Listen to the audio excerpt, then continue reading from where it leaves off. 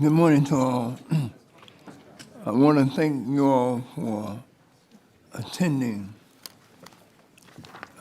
today's important hearing entitled Legislative Solutions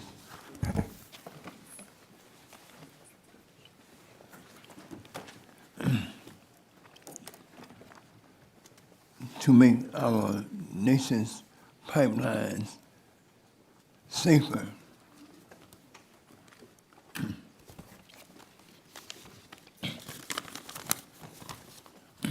And I want to welcome all of our witnesses that will be testifying, including some who are returning from our May oversight hearing.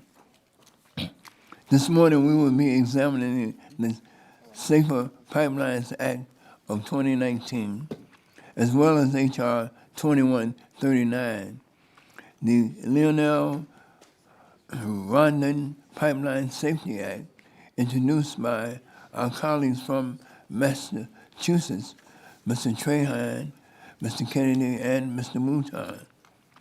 Additionally, members may also inquire about provisions of the pipeline safety legislative proposal introduced earlier this month by PHMSA. In the beginning, I want to be crystal clear. The discussion draft introduced by the majority side represents many provisions that Chairman Pallone, myself, and other Democratic colleagues would ideally like to see included in pipeline safety reauthorization. However, as we have said time and time again, both Chairman Pallone and I would like for this process to be transparent, to be open, and we look forward to working with members of the minority, PHMSA, and other important stakeholders to ultimately draft legislation that will receive wider bipartisan support. I hope that I'm clear on this. We want to work with all the stakeholders and also with the minority side. With that said, I would like to highlight some of the important provisions included in the discussion draft that I believe will make our nation's pipeline infrastructure safer and more secure. And one of the major components of the draft is that it will regulate many of the 435,000 miles of gathering lines, including all onshore pipelines operating above a specified pressure. I believe this is a common sense measure and that will help to inform and protect communities surrounding these gathering lines, which are completely unregulated in today's environment. The draft will also eliminate the quote, grandfather clause, in the quote, so that pipelines built prior to July 1, 1970 will no longer be exempt from testing for their maximum allowable operating pressure, another common sense provision. The bill will eliminate the duplicative cost-benefit requirements, which is currently only imposed on PHMSA and which is at least partly responsible for the agency missing so many of its deadlines for rulemaking, according to former Administrator Quarterman. The legislation also mandates automatic leak detection and shutoff valves for pipelines located in high consequence areas, a provision that should help to save vital time and potentially loss of life and property in the event of an accident. I believe that each of these provisions, as well as additional measures, will help bring additional resources and critical operational information to communities and to first responders, as both the subcommittee discussion draft and H.R. 2139 does, and would help to strengthen our nation's pipeline safety regime. I look forward to engaging the witnesses and also the members of the minority and working with all of you on to enhance this legislation as we move through the committee process. With that, I yield my time back, and I recognize my good friend from the great state of Michigan, Ranking Member Upton, for 5 minutes. Well, thank you, Mr. Chairman, for holding this hearing to continue our work on pipeline safety reauthorization. And I look forward to your statement working with all of us because I'm going to sound a little tough probably in my opening statement, but I know that we can do better than this discussion draft before us. Pipeline safety has always been one of my highest priorities in every Congress, and I was encouraged and optimistic that we could work on this bill together as we have in the past. In fact, if you look back at the history, I believe that when we passed previous reauthorizations, they passed under suspension almost always with more than 400 votes, if not by voice. But up until now, we, on this side of the aisle, have been pretty much left out of that drafting process. The discussion draft before us reflects that. In many respects, it appears that it will be more of a messaging bill than one that can truly advance safety practices and make it through the process and to the President to be signed before the end of September. And to be frank, this bill I don't think has a ghost of a chance of going anywhere in the Senate, let alone getting signed by the President in the way, that shape and form that it is now. So I do know that we all share many of the same priorities when it comes to pipeline safety, and we have worked together. And this is demonstrated by the strong bipartisan work that the committee produced the last time we reauthorized PHMSA and enacted real pipeline safety reforms. We need to continue on those bipartisan practices. So I urge you today to hit the button reset. Let's open the process up. Let's work together across the aisle rather than rushing this draft through the subcommittee. Let's give PHMSA an opportunity to testify on their reauthorization proposal and provide us with the technical assistance on the drafting. So far, they've not done so. We owe it to our constituents to have a more open and transparent process where all of the relevant stakeholders, particularly PHMSA, when they could have an opportunity to present their views on their reform proposals. One, I believe that we got to make sure that PHMSA and the states have the resources and the tools that they need to perform their pipeline safety responsibilities. Second, we need to hold PHMSA's feet to the fire, accountable for completing the outstanding congressional mandates and finishing the pending rulemakings left over from prior reauthorizations, absolutely. And third, we need to make sure that PHMSA, state regulators, and pipeline operators are incorporating lessons learned from prior accidents, integrating new technologies, and continue to improve on safety. I'm afraid that this draft falls short in several critical areas. For one, it appears that the draft could slow the pace of PHMSA's rulemaking by encouraging frivolous lawsuits that result in sue and settle agreements, potentially diverting agency resources from developing important safety regulations. It could also lengthen the interagency review process by having PHMSA and OMB incomplete rulemakings that fail to consider the full range of costs and benefits. This draft may also have the unintended effect of weakening pipeline safety. Not a good thing.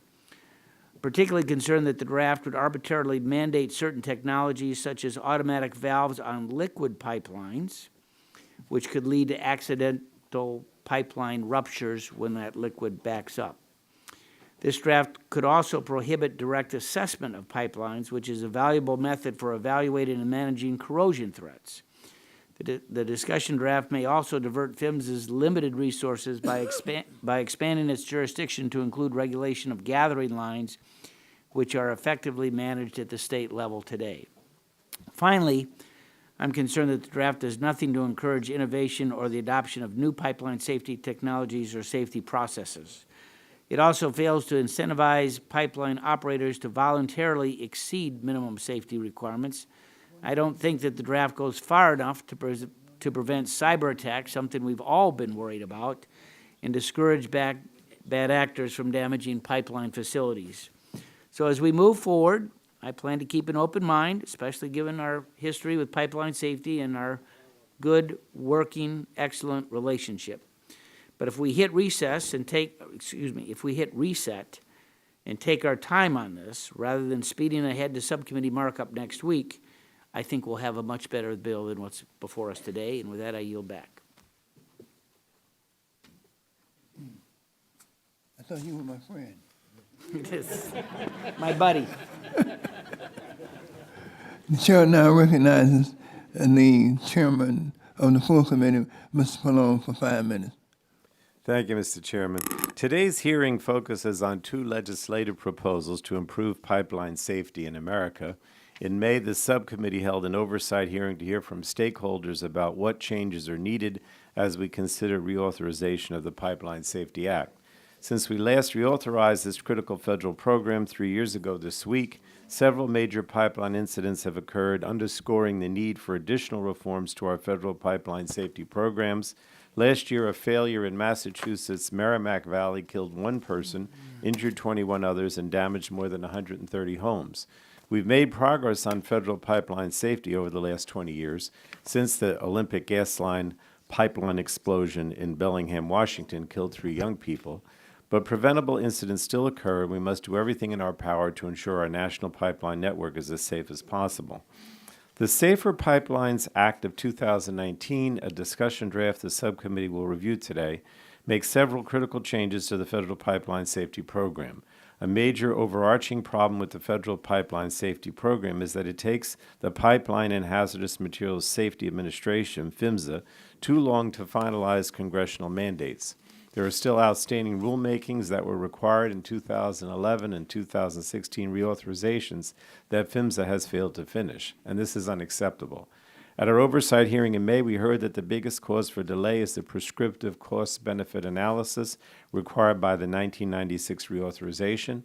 The discussion draft removes this duplicative requirement while still ensuring PHMSA rules are subject to the same economic analysis that every other major rule receives. The proposal also restores the mechanism for citizens to pursue legal action to compel PHMSA to fulfill its statutory duties, which was a major issue in the aftermath of the 2010 San Bruno pipeline explosion that killed 8 people in Northern California. San Francisco sued the federal government for having abjectly failed to enforce safety standards, but the suit was dismissed because the court held that the law did not permit mandamus-type citizen suits. Another critical area addressed in the discussion draft is the need for modifying the ridiculously high bar for imposing criminal penalties in current law. The proposal changes the standard to knowingly or recklessly, which would bring the pipeline criminal standard in line with that of the hazmat statute. The government must be able to hold companies accountable when they knowingly or recklessly ignore the law. The Trump administration has submitted its own reauthorization proposal, which includes a provision to criminalize pipeline construction protests. I have no intention of allowing a pipeline safety bill to be used as a vehicle for stifling legitimate dissent and protests. That provision is dead on arrival as far as I'm concerned. There are, however, a number of useful ideas within the administration's proposal, and I look forward to working with my colleagues and the Department of Transportation to find common ground on these issues. The subcommittee will also review the Lionel Randon Pipeline Safety Act introduced by Representatives Trahan, Kennedy, and Moulton. This bill is a direct response to the failures that occurred during the Merrimack Valley incident in Massachusetts, and it would improve the management of gas pipeline distribution systems and fix gaps in safety regulations that led to the tragedy in Massachusetts. I commend the bill's sponsors for their thoughtful effort, and I'm hopeful we can include several ideas from their proposal in a final pipeline safety reauthorization bill. The ideas included in the Safer Pipelines Act are important to me and to communities around the country, But this is a draft and serves as a starting point for discussion and collaboration, just as this hearing is a means to get all ideas for reauthorization out into the open and onto the table. So I look forward to hearing from my committee colleagues on both sides of the aisle today on their ideas for reauthorization, because I hope and expect that the final product the committee reports will be a strong bipartisan bill, and I'm committed to working in a bipartisan manner to update and improve this critical federal program so that we can produce a final bill that we can all be proud of and obviously gets passed in the Senate and signed by the President. So thank you, Mr. Chairman. I yield back. The gentleman yields back. The chair now recognizes Mr. Flores, who's going to read the statement of the ranking member, Mr. Walden. Mr. Flores, you're recognized for 5 minutes. Thank you, Mr. Chairman. The committee's work to reauthorize and modernize the nation's pipeline safety program is important and deserves close, careful, and bipartisan attention. This is the hallmark of this committee's work, especially when it comes to safety-related legislation. While it looked like that we were on the right track a month ago, we haven't made much progress since then. In part, I think this is because we have not been adhering completely to our past bipartisan practices. Judging by the discussion draft before us today, it appears that the Democrats have chosen to go it along up until this point, releasing a partisan draft, and that, on our initial read, it requires a lot of work. Mr. Chairman, members deserve the ability to gather the views of all relevant stakeholders and to understand the full impact of legislation before voting on it. The discussion draft before us today was only released last week, and the process was so rushed that, as I understand it, PHMSA didn't have time to prepare testimony. While we were fortunate to have PHMSA testify back in May, it has come to my attention that our members' questions for the record still have not been submitted. This is over 6 weeks later. So here we are today with many unanswered questions for PHMSA and facing the prospect of a subcommittee markup next week. Mr. Chairman, as you know, pipeline safety reauthorization has historically been a fully bipartisan process. Under the Republican majority, Democrats and Republicans sat down together to work through the issues and to draft a bill. I'm disappointed that more than a month has gone by and we still have nothing to show for it. As we move ahead, I hope that we can get a commitment to slow down and work together. While we may not agree on everything, I believe that there are many areas where we can strengthen the law to drive innovation and to improve safety. First and foremost, we should recognize that pipeline safety is a shared responsibility between PHMSA, the states, and pipeline operators. There's a lot that Congress can do to encourage pipeline operators to improve their performance. However, I have serious concerns over the discussions draft, one-size-fits-all approach, and overly prescriptive mandates. This administration inherited a number of missed deadlines for pipeline safety rulemakings from the prior administration. However, PHMSA officials have worked hard and have made substantial progress in this regard. Certain impacts from this discussion draft actually could delay these important rulemakings to improve safety and to bog down the process even further. This does not serve the public interest. While it can be tempting, we should not get too far ahead of ourselves. Congress should recognize and account for the safety improvements that will be implemented through the outstanding congressional mandates and the pending rulemakings. PHMSA is making progress on several important regulations addressing hazardous liquid pipelines, gas pipelines, valve and rupture protection, and plastic pipes, among other regulatory actions. Together, these rules represent many years of work, and we should not pull out the rug and disrupt the progress by injecting more regulatory uncertainty. Our reauthorization bill should reflect this reality by continuing to encourage a cooperative, flexible approach to pipeline safety. We should make sure that PHMSA and the states have adequate resources to inspect and protect the nation's pipeline system. We should hold PHMSA accountable for completing overdue rulemakings. And finally, we should encourage pipeline operators to adopt new technologies and to continue to improve safety. With this, Mr. Chairman, thank you for holding this hearing, and I look forward to the testimony of the witnesses. I yield back the balance of my time. The gentleman yields back. The chair would like to remind members that, pursuant to committee rules, all members' written opening statements shall be made part of the record. I would like to now introduce our panel of witnesses for today's hearing. On my left is Mrs. Christina Sames, the Vice President of Operations and Engineering of the American Gas Association. Next to her is Mr. Chuck Lesniak, the Principal of CO3 Consulting, on behalf of the Pipeline Safety Trust. Next to Mr. Lesniak is Mr. Andrew Black. Mr. Black is the president and CEO of the Association of Oil Pipelines. And last but not least is Mr. Christopher C.J. Osmond. He's the Director of Operations, Safety, and Integrity for the Interstate National Gas Association of America. We want to thank all of our witnesses for joining us today, and we look forward to your testimony. At this time, the chair will now recognize each witness for 5 minutes to provide their opening statement. But let me caution you before we begin.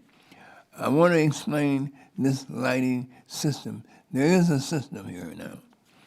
In front of you is a series of lights. The light will initially be green at the start of your opening statement. The light will turn yellow when you have 1 minute remaining. And please begin to wrap up your statement at that point. The light will turn red when your time expires. If you continue, then we'll put you over in the corner and with a nut cap on. Ms. Sames, you are now recognized for 5 minutes for the purposes of an opening statement. And I don't want to be put in the corner, so Chairman Rush, Ranking Member Upton, and members of the subcommittee, I'm Christina Sames, Vice President of Operations and Engineering at the American Gas Association. Prior to AGA, I worked at Pipeline Research Council International and spent 12 years at PHMSA, where I worked to advance pipeline safety initiatives.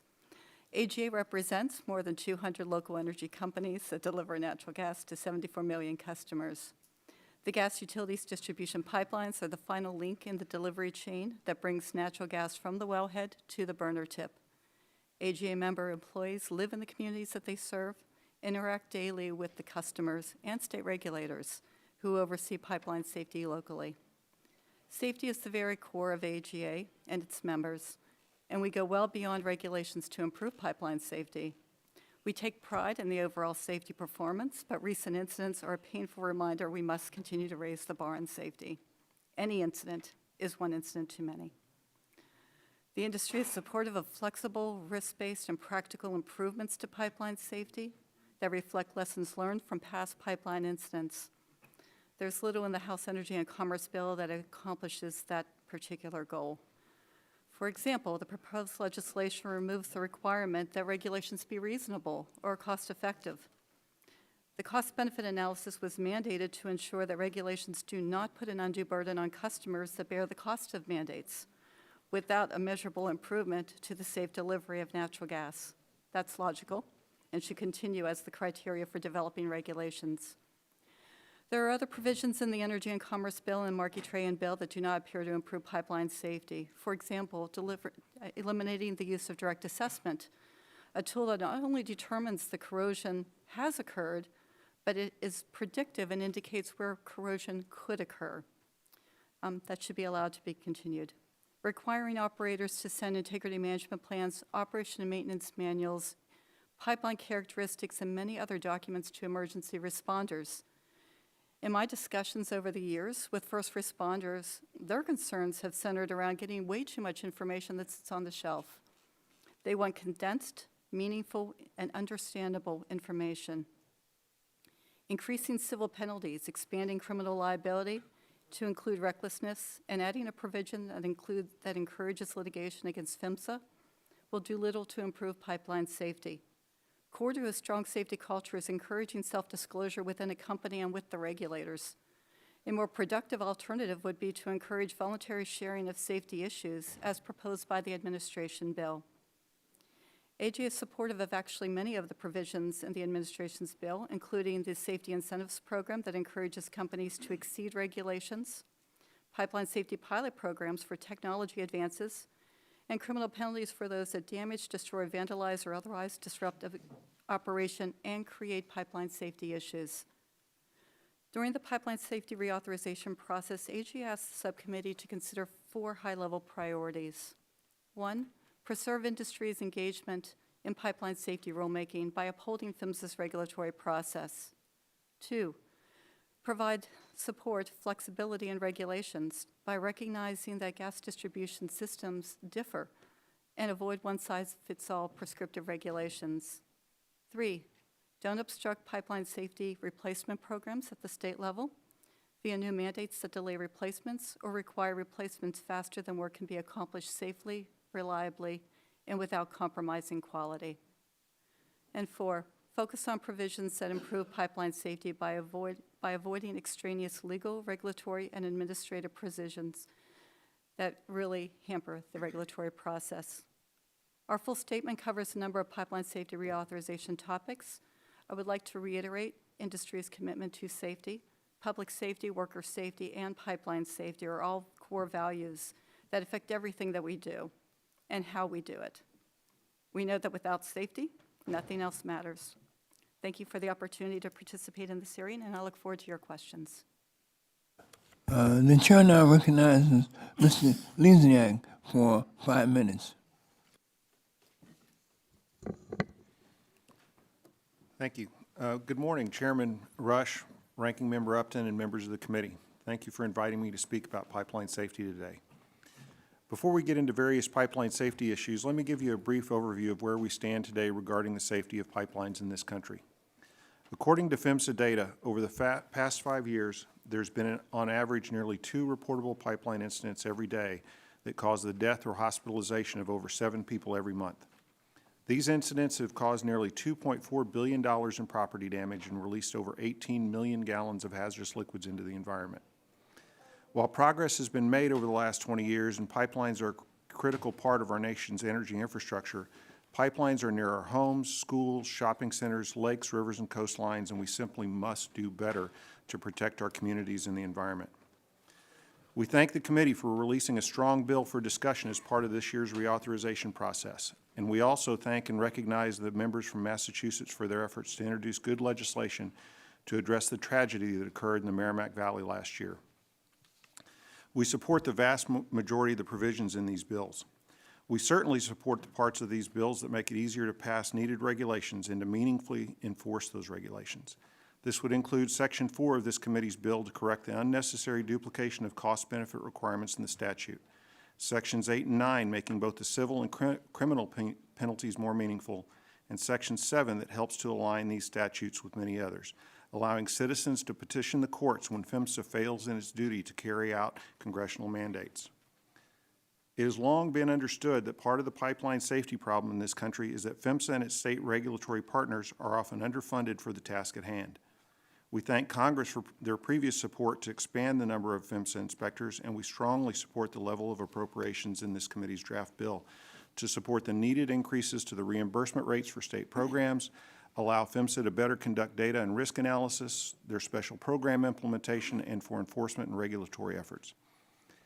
As the Trust has pointed out for over a decade, according to PHMSA, there are over 435,000 miles of unregulated natural gas gathering lines in this country, many of which are functionally the same as gas transmission pipelines and present similar hazards to the public and the environment. We strongly support the change in definitions in Section 3 that would bring the higher pressure gathering lines under some form of federal minimum standards. We also believe that it's very important that the location of these lines be known to regulators, emergency responders, and surrounding communities, so we also hope you will amend Section 60132 of the statute to remove the harmful clause that exempts these pipelines from being included in the National Pipeline Mapping System. We really appreciate the provision of this committee's bill and the Leon-Rondon Pipeline Safety Act that proposes to make clear in the statute what PHMSA has failed to make clear in their regulations. For well over 20 years, the NTSB, Congress, and others have tried to get PHMSA to implement meaningful rules regarding leak detection and automated valves. We support Section 5's effort to make this clear by adding it directly to the statute. We also suggest that it be made clear that PHMSA must adopt a clear standard for effectiveness for any new rules regarding leak detection. We support Section 2, 3, 4, and 6 of the Leon-Rondon Pipeline Safety Act, which clarifies important lessons unfortunately learned through the Merrimack Valley tragedy. We continue to hear complaints from local emergency responders about the difficulty in obtaining meaningful information about the pipelines that run through their communities. We support Section 6 of your bill that will go a long way to alleviating this problem and ask that you ensure it includes the information that NTSB has recommended be provided to emergency responders. The administration has also recently released the Protecting Our Infrastructure of Pipelines and Enhancing Safety Act of 2019. While it's a substantially weaker bill than what this committee has drafted, there are many good provisions in it that we support, some of which are correctly aimed at fixing issues learned in the Merrimack Valley tragedy. There are also some troubling sections in the administration's bill that we hope you will not adopt. Please see our written testimony for specifics. I see my time is almost up, so thank you again for inviting me to testify today. I'm glad to answer any questions. The chair now recognizes Mr. Black for 5 minutes for the purposes of an opening statement. Thank you, Mr. Chairman, Ranking Member. I'm Andy Black, President and CEO of the Association of Oil Pipelines. AOPL represents owners and operators of pipelines transporting crude oil, refined petroleum products like gasoline, diesel, jet fuel, and home heating oil, and industrial products like propane and ethane. Pipeline safety reauthorization legislation offers us an opportunity to continue improvements in pipeline safety. We all seek safer pipelines, as the subcommittee's discussion draft title calls for. Reauthorization should be a place where we can collaborate, work on proposals that bring stakeholders together, and protect each other from harm. Unfortunately, the discussion draft misses some opportunities for a shared path of collaboration and eliminates other opportunities in the law today. Instead, the liquid pipeline industry asks that we move forward with positive solutions to harness the benefits of innovation and technology to improve pipeline safety, bring stakeholders together to improve PHMSA programs and regulations, and protect the public environment from harm. Technology and innovation offer opportunities to move pipeline safety forward. High-tech inspection tools can now scan pipelines like an MRI or an ultrasound at the doctor's office. And yet, crucial sessions of PHMSA's inspection and maintenance regulations are nearly 20 years old and have gaps that fail to address problems like cracking in pipelines. AOPL recommends a pilot program to provide PHMSA the data it needs to modernize and fill gaps in regulations. Improving how PHMSA performs its pipeline safety mission is important to liquid pipeline operators. The industry joined with PHMSA, state regulators, pipeline safety advocates, environmental advocates, and representatives of organized labor to recommend creation of a voluntary information sharing program. This collaborative program, modeled after a successful FAA program for the aviation industry and recommended by a past Congress, would empower pipeline safety stakeholders to jointly solve pipeline safety issues. Unfortunately, authorization for this program is not in the discussion draft. Instead, there are proposals that drive stakeholders apart and make it harder for PHMSA to improve pipeline safety. The discussion draft eliminates requirements for PHMSA to benefit from its technical advisory committees and takes away seats at the table for safety advocacy groups, environmental groups, and pipeline operators during the rulemaking process. The discussion draft would deprive the public of expert discussion of the costs and benefits of proposals. The discussion draft would even eliminate requirements that PHMSA consider whether its regulations would be reasonable. I can hardly imagine the subcommittee wants PHMSA to consider only proposals that would be unreasonable. The discussion draft proposal to add a criminal reckless standard would chill a core component of pipeline safety. Operators assess and rank the risks of their pipeline systems and then perform preventative maintenance based on a prioritization of risk. Comprehensive risk management is at the heart of safety management systems that have been encouraged by the NTSB and PHMSA. Changing the standard to reckless would lead to second-guessing technical risk assessment decisions with the benefit of 20/20 hindsight, to make a case that an operator should have known that a risk would have caused an incident. Pipeline operators also may be discouraged from openly sharing information about incidents, a key component of our programs to improve safety industry-wide. Applying an ambiguous legal standard of recklessness by criminalizing pipeline risk assessment will not advance pipeline safety. The discussion draft provision to require automatic shutoff valves on liquids pipelines would actually hurt pipeline safety by creating the risk of quickly forcing closed pipeline valves in an uncontrolled way, as the ranking member said, leading to a pressure surge and possible pipeline rupture. GAO studied this at the request of Congress and confirmed several cases in the past where similar conditions led to ruptures and releases of gasoline and crude oil. Finally, The pipeline industry believes it is important to protect the surrounding public and the environment from attacks on pipelines. There are loopholes to close in federal law that prevent enforcement against dangerous valve-turning activity condemned by pipeline safety advocates as well as the industry. We commend PHMSA for putting forward a proposal to protect the public and the environment from attacks.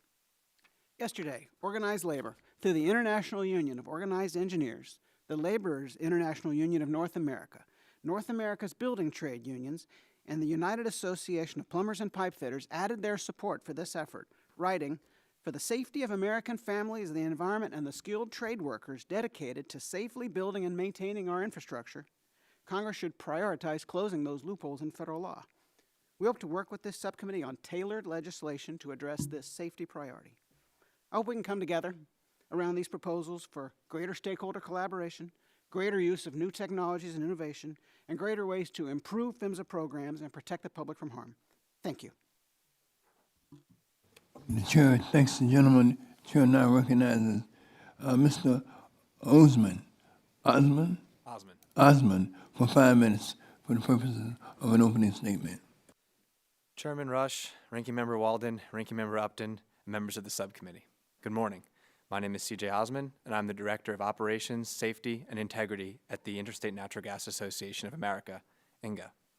Thank you for the opportunity to testify today. INGA appreciates the important work that the subcommittee is undertaking, and we look forward to working with you on a reauthorization bill that enhances pipeline safety in America. INGA's members transport natural gas through a network of transmission pipelines that are analogous to the interstate highway system. These are large-capacity, critical infrastructure systems that span multiple states or regions to bring our nation's natural gas to market. That natural gas is used to heat our homes, to cook our food, to power our nation's industries, and to generate electricity.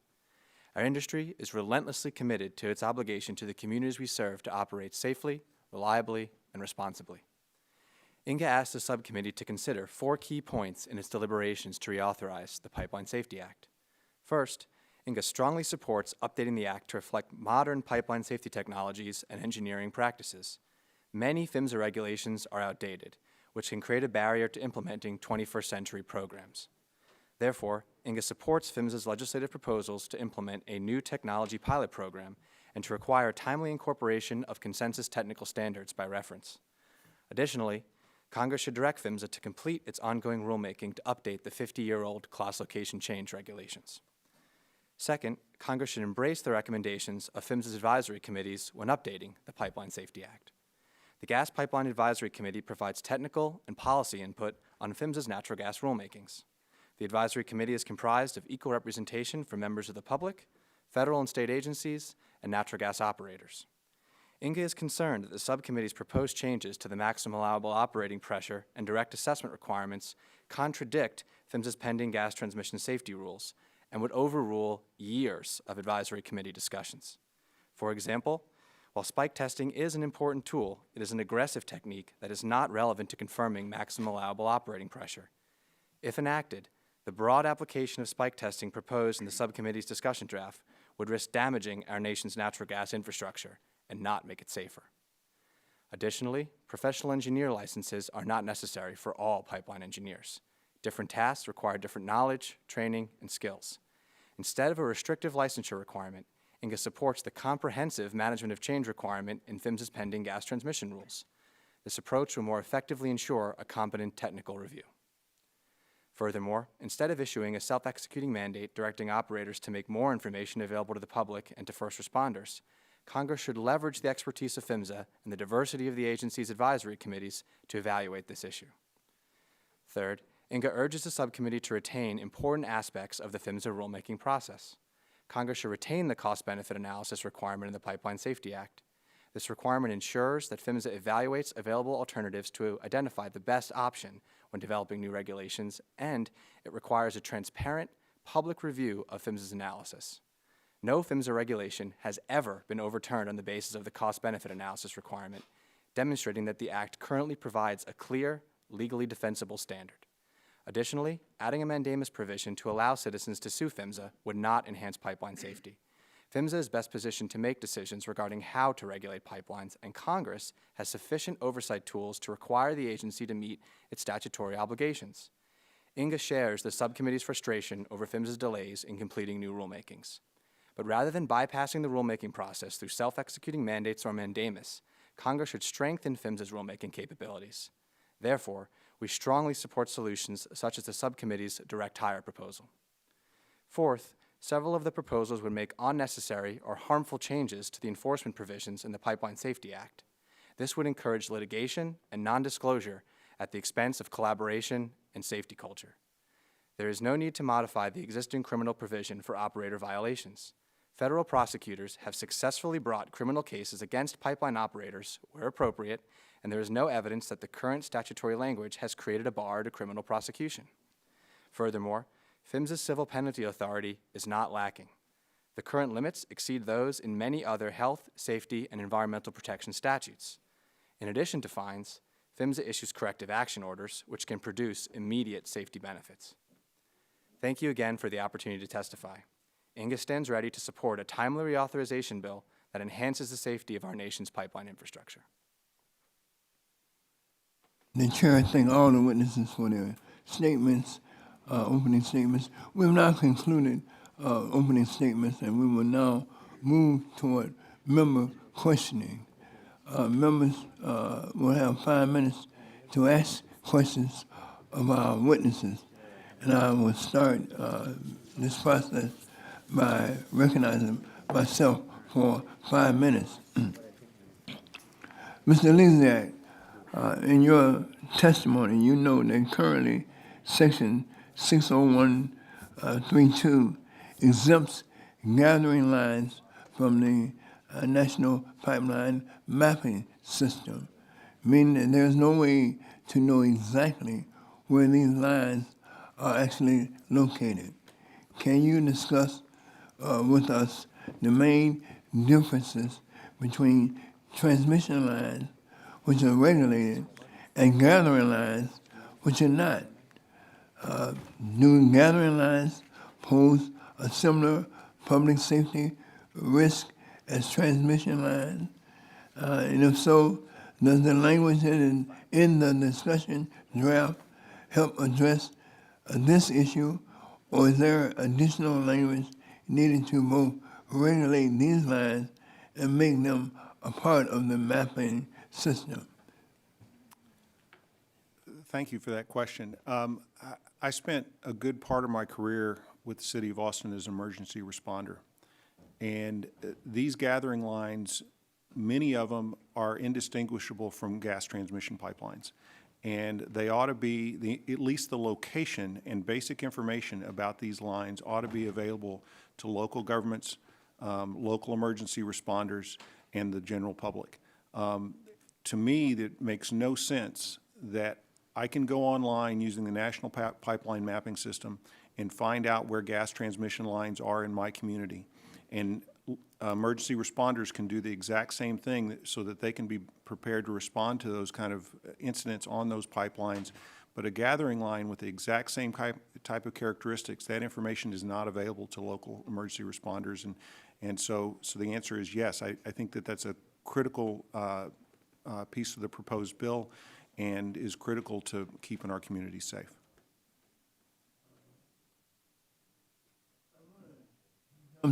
Jump to the issue of workforce issues at PHMSA. Specifically, does PHMSA have the sufficient number of professional staff with the right expertise to handle all of the responsibilities that fall under the agency's jurisdiction, including conducting pipeline inspections and finalizing its rulemaking? Again, does the discussion draft help address this issue, and are there other provisions that we should consider adding to this bill? You know, in my opinion, I think PHMSA is chronically underfunded and understaffed. They compete with the industry for expertise and struggle with keeping that expertise within the agency as they develop experts. And so I think the direct hire provision in the discussion draft is very helpful for that. I think that many of the stakeholders industry and pipeline safety advocates share that concern about PHMSA's staffing. And anything that Congress can do to facilitate hiring and retention of critical staff for PHMSA is a good thing, and this bill goes in that direction. Again, Mr. Lisiak, Section 6 of the discussion draft, entitled Community Right to Know and Emergency Preparedness, is designed to make critical operational information available to local communities and to first responders.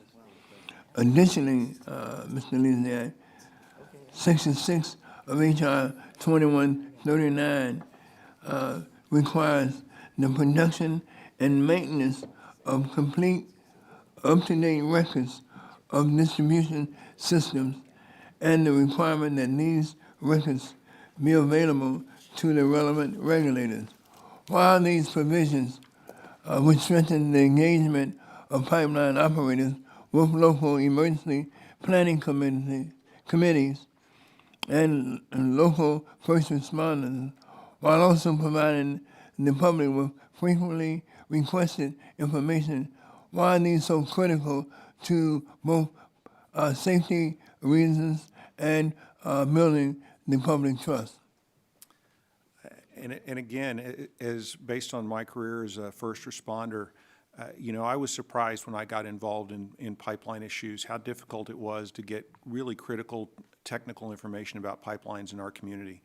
It really is dependent on the operator of that pipeline, and you've got operators that are much more open about sharing technical information about their pipelines, and you've got operators that just refuse to provide essentially any information at all that they're not required to provide by statute. And so anything that Congress can do to level that playing field so that local first responders can get that information about the pipelines in their community is critical. Because one of the things that I found working with the Austin, Texas Fire Department is they know very little about the pipelines in their community.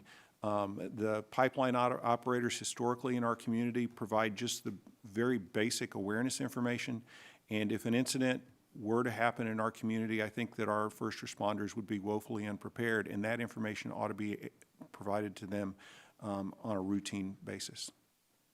Thank you. The chair now recognizes the ranking member, Mr. Upton, for 5 minutes.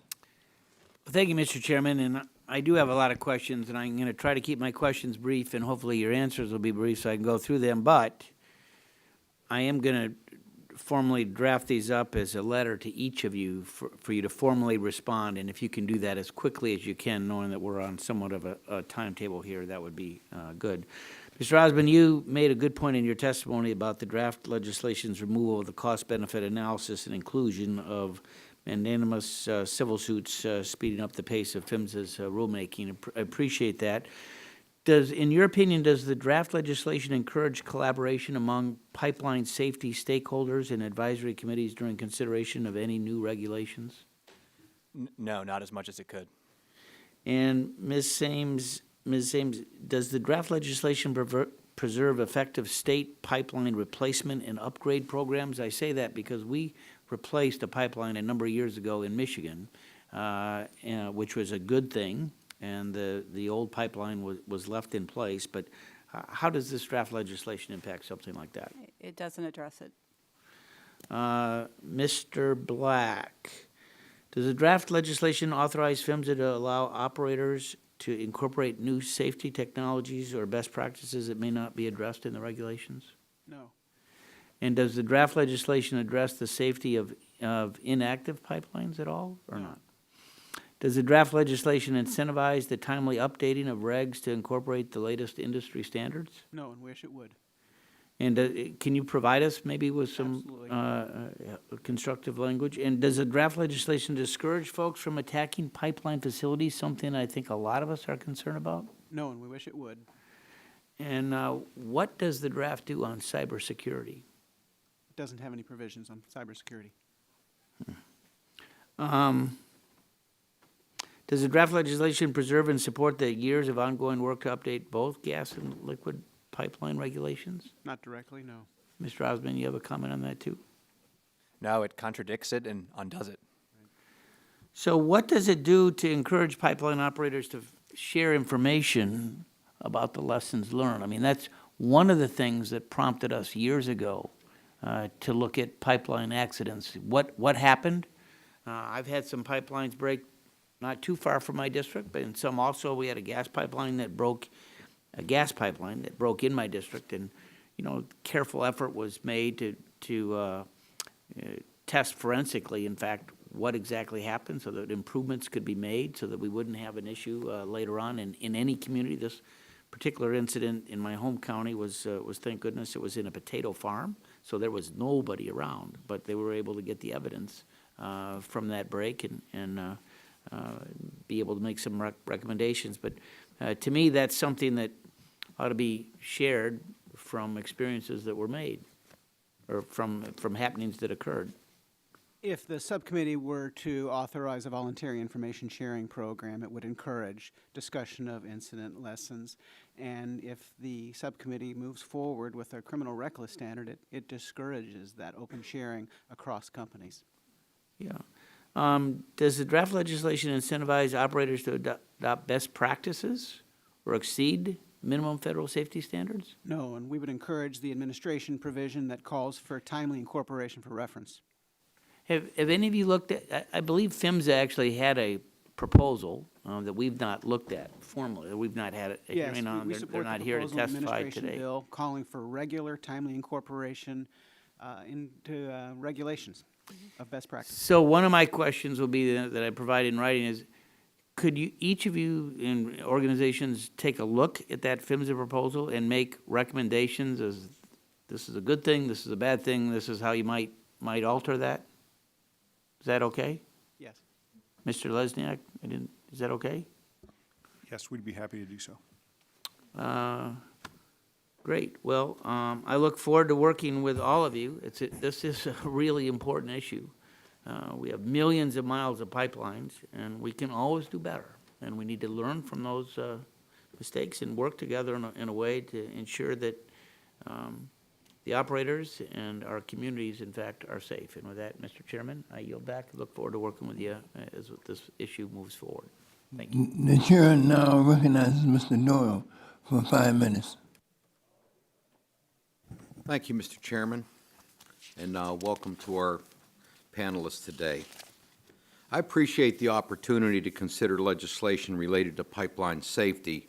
Pennsylvania is in the midst of a natural gas boom, which is a tremendous resource, but only if it's developed in a way that protects human health and the environment.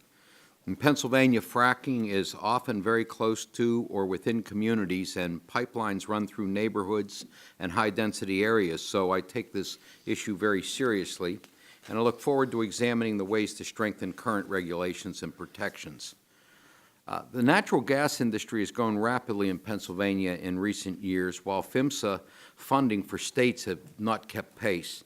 Ms. Sames, Mr. Lesniak, or Mr. Black, do you believe that the states have sufficient resources to support enforcement and oversight of pipelines under their jurisdiction, such as intrastate pipelines and the siting of hazardous liquid pipelines? And maybe you could just go down very quickly and answer that. AJ has always been supportive of more resources for the states.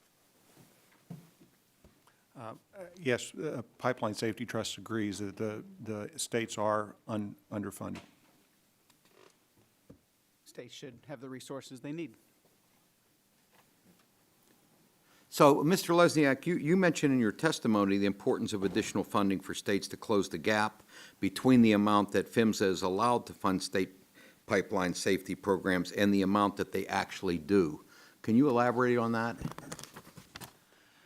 We've got more in our written testimony, and we can be happy to get you more detailed information on that. I do think it's a critical issue, especially in states like Pennsylvania, Texas, other states that are seeing rapid growth in oil and gas exploration and production. And we're seeing a huge boom in pipeline construction, and it's clearly outpaced the abilities of states to keep up with it. Pennsylvania's natural gas infrastructure dates back to the 19th century, so aging infrastructure is a concern for our region also. Ms. Sames, in your testimony, you described the progress that's been made in replacing cast iron pipe with plastic piping for distribution, main, and service lines. How are your members prioritizing the location for service upgrades, and does this consider aspects such as terrain and the risk of mine subsidence, as is the case in a lot of southwestern Pennsylvania? It covers all of that. So when you're doing replacement programs, you're looking at a number of factors. You're looking at the materials, the age, the construction techniques, the environment that the pipeline is in, the environment around the pipeline, and what you're learning through leak surveys. So for things like cast iron, you want to replace the smaller lines first because those historically are the ones that are more fragile to breaking. Where you're getting larger pipelines that you've had absolutely no issues, maybe you prioritize those a little bit later because they seem to be functioning really well.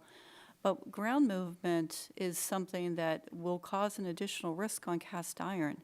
So you want to get rid of cast iron where there are ground movements like coal subsidence. So yes, it's all taken into account. Thank you. I co-sponsored legislation with my colleague, Mr. Olson, to address a shortage of qualified staff at FERC. So I'm glad to see language included in the Pallone bill to address the similar staffing issue at PHMSA. Can anyone please speak to the staffing needs at PHMSA, and do you think that PHMSA would be able to adequately address this issue without additional authority and funding? Maybe Mr. Lesniak, what do you think? We can certainly provide you more information on that, but as I think we've all mentioned, PHMSA is chronically understaffed, and they struggle with targeting priority areas. Let me ask you also, what are your views on the process of siting hazardous pipelines? Do you think PHMSA should have a role in this process? Absolutely, they should have a role. Safety is not addressed during the siting process. The agencies will tell you that are involved in siting that it's not referenced in the regulations, and that PHMSA today voluntarily participates in the siting process for many pipelines, but I think it should be clearly addressed in the statute so that it's a clear responsibility for PHMSA. What about you, Mr. Black? What do you think?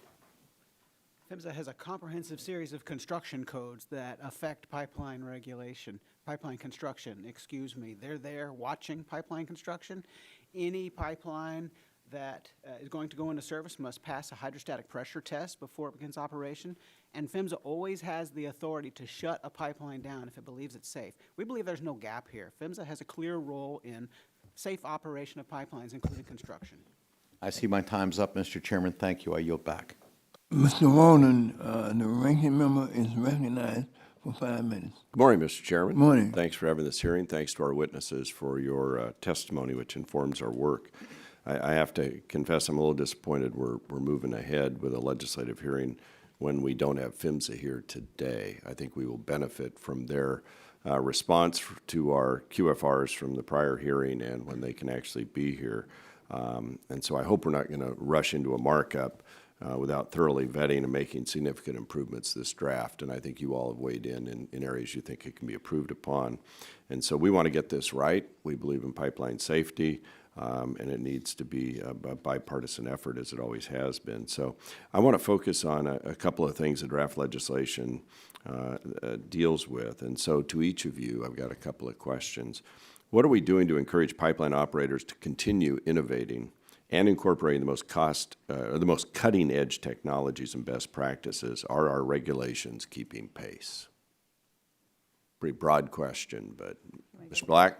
I'll take it. The regulations are not keeping pace with innovation. PHMSA's slow. We've encouraged the committee to authorize a pilot program modeled after what they have for motor carrier.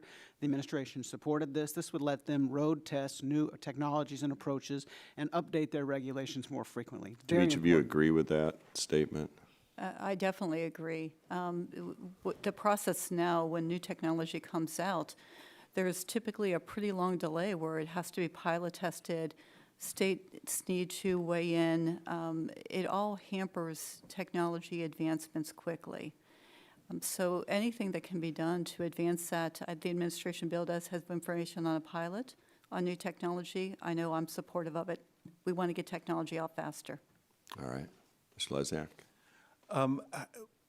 We do have some questions about a potential pilot program. We're in favor of bringing in technology that makes pipelines safer. But if we're going to put stuff in the ground, we want to make sure that it's safe before it gets put in the ground. Yeah, sure. Mr. Osmond? Absolutely. We agree with FIMS's proposal for the pilot program. I think we need Congress's help to fill in a gap in the process right now to test those technologies that look like they're ready, but we don't know for sure until we can implement them in the real world. So we're very supportive of that proposal. Everybody's benefit. I also believe we should consider the voluntary program to promote sharing of information and lessons learned across the industry. And I know some of you have referenced that. Do you all agree that that's a good way to go here? The lessons learned voluntary program? AGA definitely does. We do a lot of sharing behind the scenes among operators. We want to be able to share more with the regulators, but we need a safe harbor in order to do that.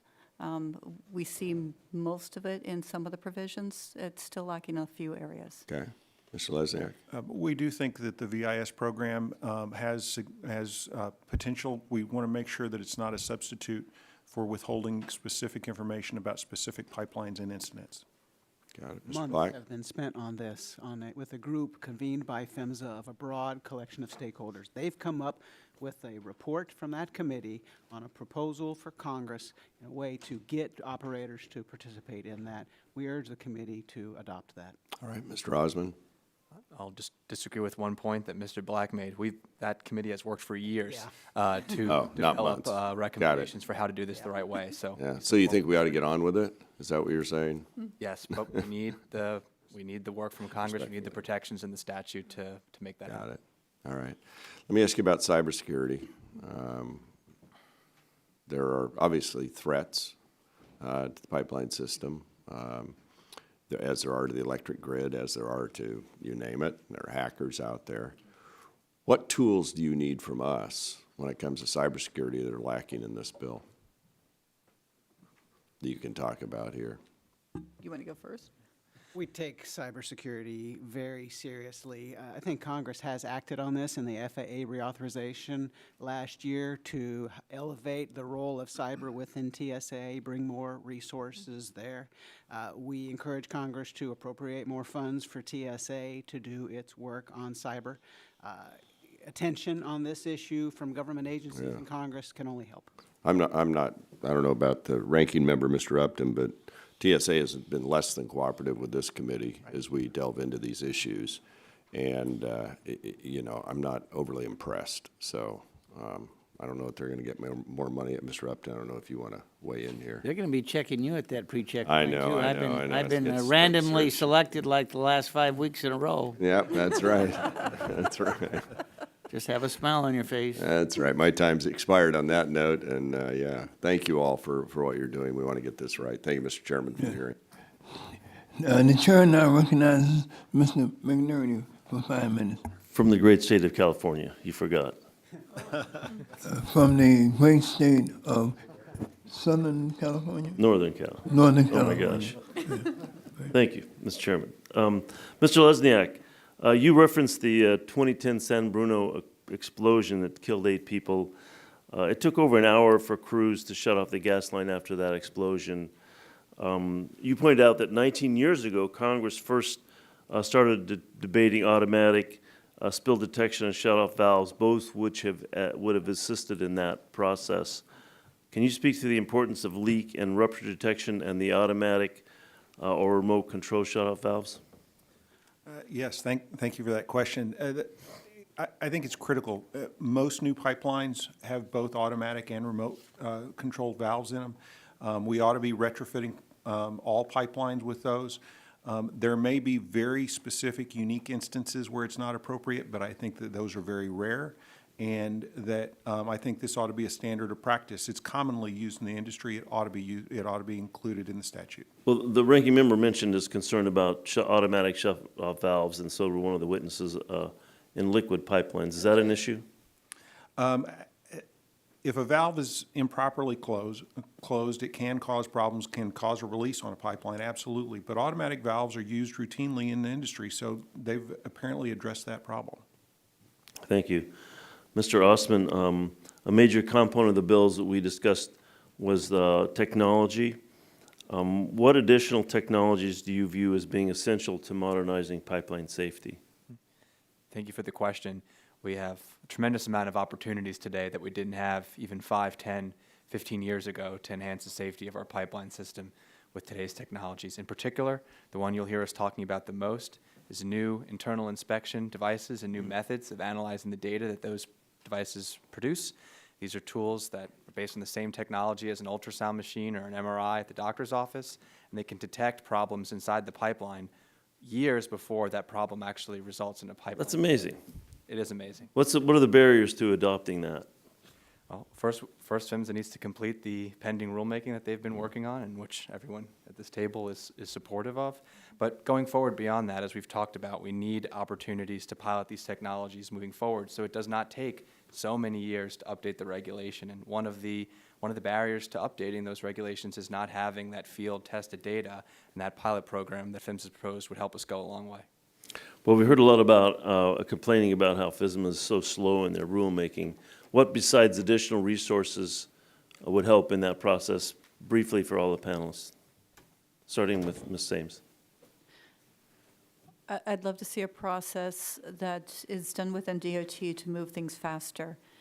What I'm seeing is that the technical folks within PHMSA do a really good job of moving things quickly once the advisory committees have finished their deliberations. But there seems to be a delay from PHMSA to the Office of Management and Budget. I don't know where the delay is occurring, but to me, that's an area that could be investigated. Thank you. Yes, I would agree. PHMSA is doing their work. Often it seems to be get caught in the Secretary's office or in OMB.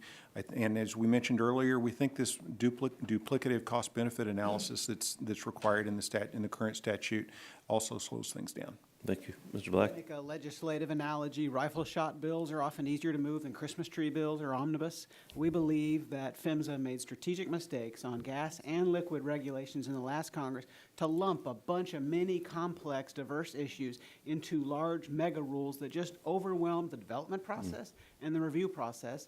And that's the primary reason that we're waiting for them today. Okay, thank you. Mr. Osman? PHMSA has 2 advisory committees with 30 people on them total, have a tremendous diversity of background and extent of experience in the pipeline industry, in the public space, in the regulator space. PHMSA should use those advisory committees earlier on to take input in the development of rulemakings to make the rulemaking stronger from the get-go. So less of that work needs to be done at the back end when the advisory committees see the rulemaking proposal. Thank you. Mr. Lesniak, you indicated that there are 435 miles of unregulated pipeline. What are the barriers to regulating those pipelines? Thank you. It's 435,000 miles. What did I say? Of pipelines. The barriers is that it's not provided for in statute at all. All right, Mr. Chairman, I'll yield back. Thank you for your responses. The chair now recognizes Mr. Alano for 5 minutes. Well, thanks very much, Mr. Chairman, and thank you very much for holding today's hearing. And I'd also like to begin by just echoing the ranking member of the full committee and also the subcommittee's disappointment that the majority took a partisan approach to a historically bipartisan topic by drafting this legislation for us in a vacuum. My hope is that because it is a discussion draft, that the majority intends to work with us to move a bipartisan package forward. And I'm very interested in working with my colleagues, especially on using the best practices and technology to find the solutions leading to increased safety. Mr. Black, if I could begin with you. In your written testimony, you proposed a pilot program for a new pipeline safety technologies and best practices. PHMSA also submitted a proposal for a pipeline safety pilot program that would give them some regulatory flexibility to allow new technology and safety methods. What's the problem you're trying to solve with this pilot program? And is this a situation where the regulations haven't kept pace with the innovation out there? The integrity management regulations for liquid pipelines are about 20 years old now, and they have not kept pace. They have gaps, including cracking in pipelines. PHMSA's been slow, despite their efforts.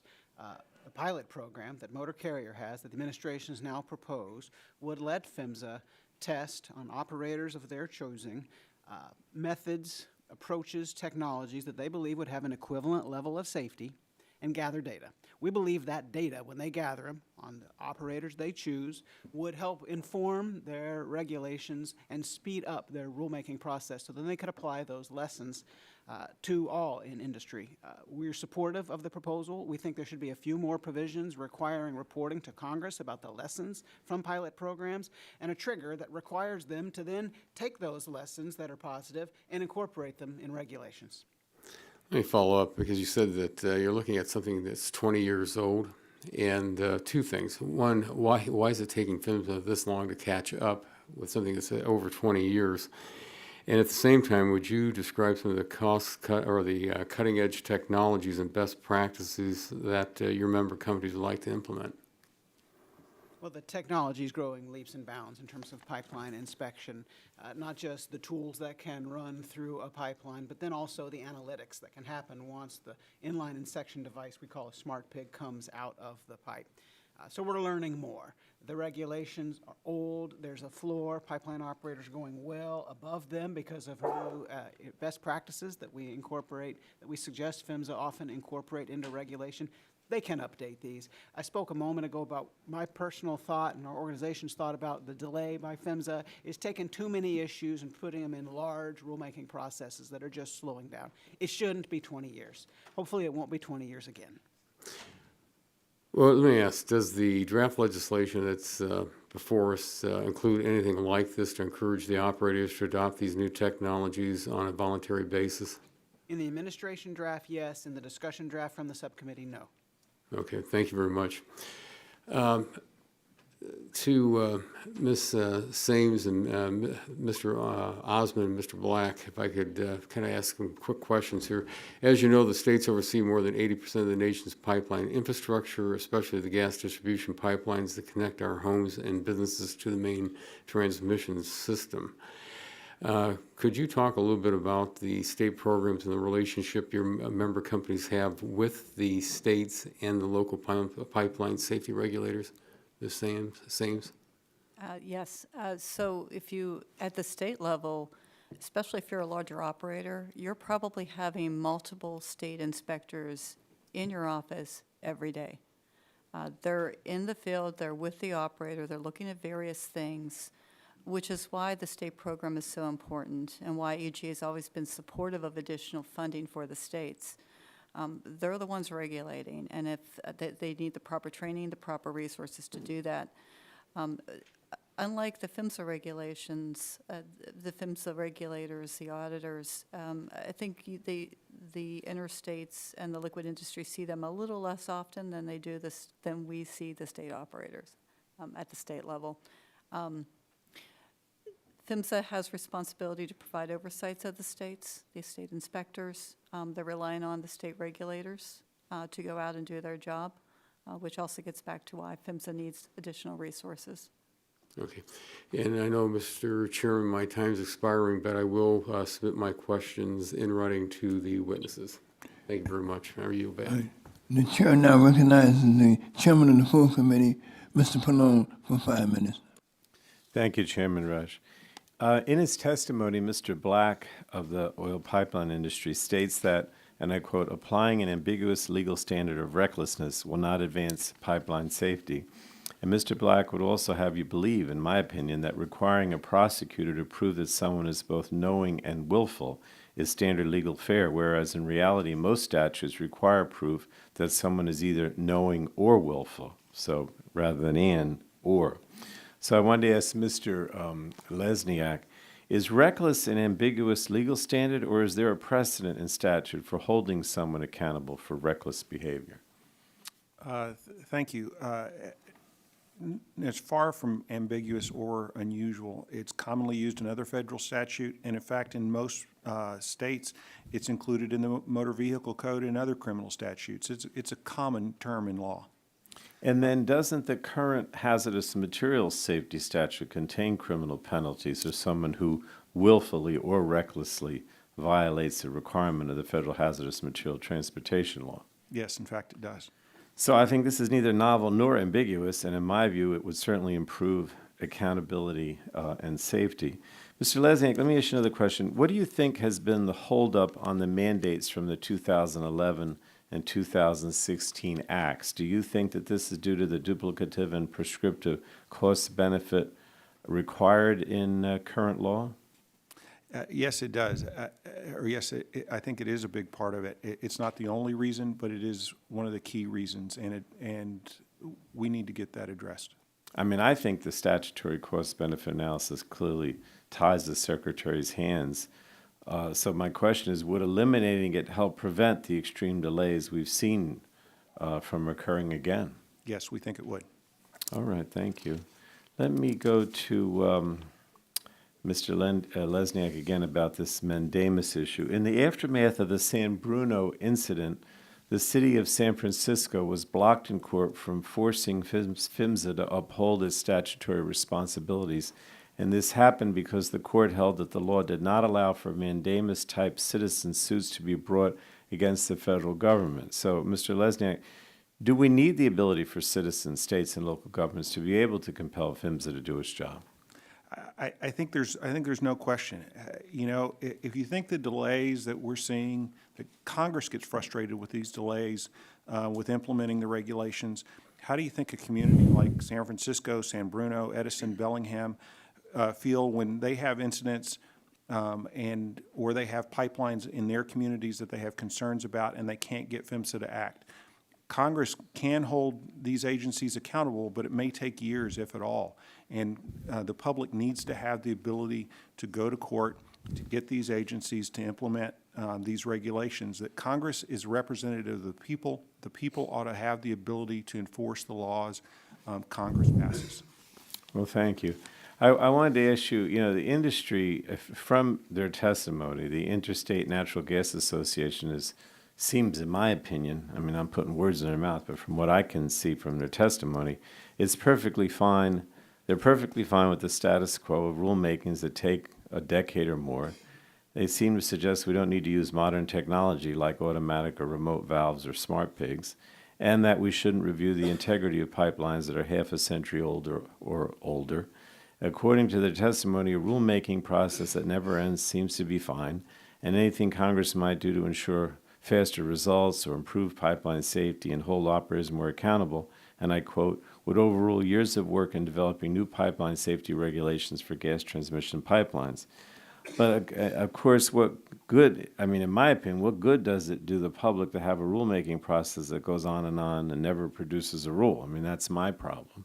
So let me ask you, do you think that the industry's opposition to new safety requirements is contributing to the growing opposition of landowners to having a pipeline run through their states, towns, and backyards? Because this is what I hear all the time. Is this opposition to these new safety requirements contributing to that? I think it is. I think that the industry does throw comments and engage with the rulemaking process sometimes in a way that's counterproductive and slows down the process. And for some in the industry, I think it works in their favor, that they would prefer to preserve the status quo. But then at the same time, you have this growing opposition from the landowners, and I think, you know, this only contributes to that. So I don't know that it's in their interest, but whatever. Thank you. Thanks so much. The chair now recognizes the gentleman from Texas, Mr. Olson. I thank the chair and welcome to our 4 expert witnesses. My first question is a simple yes or no. Are pipelines safer than trucks, trains, ships for transporting liquid and gas products? Ms. Ames, yes or no? Yes, based on DOT statistics. Mr. Lesniak, yes or no? Pipeline safer? Yes, but it's an apples and oranges comparison. Mr. Black? Yes. Yes. Mr. Osmond agrees. So we all agree that pipelines are as close as we get to perfection transporting products, liquid products right now with what we have in our world. Another simple yes or no question for all of you. As Mr. Doyle mentioned, we have a bill that allows FERC to exceed the federal pay limits for the export employees that are getting taken by the private sector, basically because they don't have the money to pay them. Would y'all support your organizations something like that for PHMSA? Because we've heard over and over, manpower is a problem. How about allowing PHMSA to pay more than the federal minimum? Ms. Ames? Yes. Yes. We support the federal government for PHMSA inspectors being able to pay more to attract and retain inspectors. Mr. Osmond? Yes. There we go. Okay, let's talk about PHMSA. Right now, they're in the middle of a careful effort to set new rules for gathering lines. Living in the suburbs of Houston, Texas, the energy capital of the world, I know how important these lines are to production of mostly oil and natural gas. They're important for the safety they provide and also the ability to expand the system. And while gathering lines may look like other pipelines, they're very, very different because they have very low pressures compared to pipelines that transport the product from Texas up there to New England. And it seems to me that our draft legislation is upending FEMA's work with their efforts for new rules for gathering lines. And this is for you, Mr. Black, and you, Mr. Osmond. Can you talk about how these lines are regulated today and what PHMSA is doing, we think they're going when they update these regulations, and what are the costs of Congress stepping in and expanding PHMSA's jurisdiction while they're still trying to get a handle on new rules? Thank you for the question. Of course, we agree that it's important that all pipelines are safe. Our members, INGA, we represent the interstate natural gas transmission pipelines. We don't represent gathering pipelines, so I can't get into the specifics there. I will say from a process perspective, PHMSA's advisory committee is meeting next week to try to advance that gathering rulemaking forward, and if recent history is any indication, they're going to be successful in doing so. Mr. Black? This new effort has been about gas gathering. Liquids often is already regulated by PHMSA above certain diameters and thresholds. It's been primarily a gas gathering push. One final question for you, Ms. Ames and Mr. Black and Mr. Osmond, one more time. I've heard over and over today in this hearing and out back home about how long it takes PHMSA to set new rules for these pipeline systems. And that's why I'm concerned. We're going to actually slow that process down with these new writs of mandamus. This new law will encourage more lawsuits from special interest groups with no standing and also lead to backdoor rules settled through sue and settle. And going through a back door is never safe as opposed to going through a front door. So my question for all of y'all is, do you think this discussion draft's mandamus provision would impact the quality and pace of PHMSA's rulemakings? Would it hurt it? Yes. Yes, if we think PHMSA is overwhelmed by congressional mandates, think about how they'd be overwhelmed with litigation from groups that can choose what to sue on. We think court-forced action would usurp the role of Congress in setting priorities, would divert them from whatever they think their highest priority is, and it would create that risk of sue and settle rulemaking outside of the process where all stakeholders have an opportunity to participate. I think it hurts. Mr. Osmond. I agree with my colleagues. We're all frustrated about the pace of rulemakings, and we're not happy with the status quo. But we do not think the mandamus provision is going to speed things up. We think we need more focused decision-making from the agency, and we need to do what we can to help them get the resources that they need to move these important rulemakings forward. Thank you. Our time, Mr. Lizdak, one compliment for you being from Austin, Texas. The bowl game, we had the Longhorns against the Georgia Bulldogs. Bevo, our Longhorn mascot, tore into that little Bulldog. So thank you, made Texas proud. Hook 'em. There you go. Hook 'em, yield back. The chair now recognizes Mr. Lopsak for 5 minutes. Thank you, Chairman Rush, Ranking Member Upton, and thank you to the witnesses for being here today as well. I am pleased that the committee is holding this hearing on this incredibly important issue of pipeline safety in America.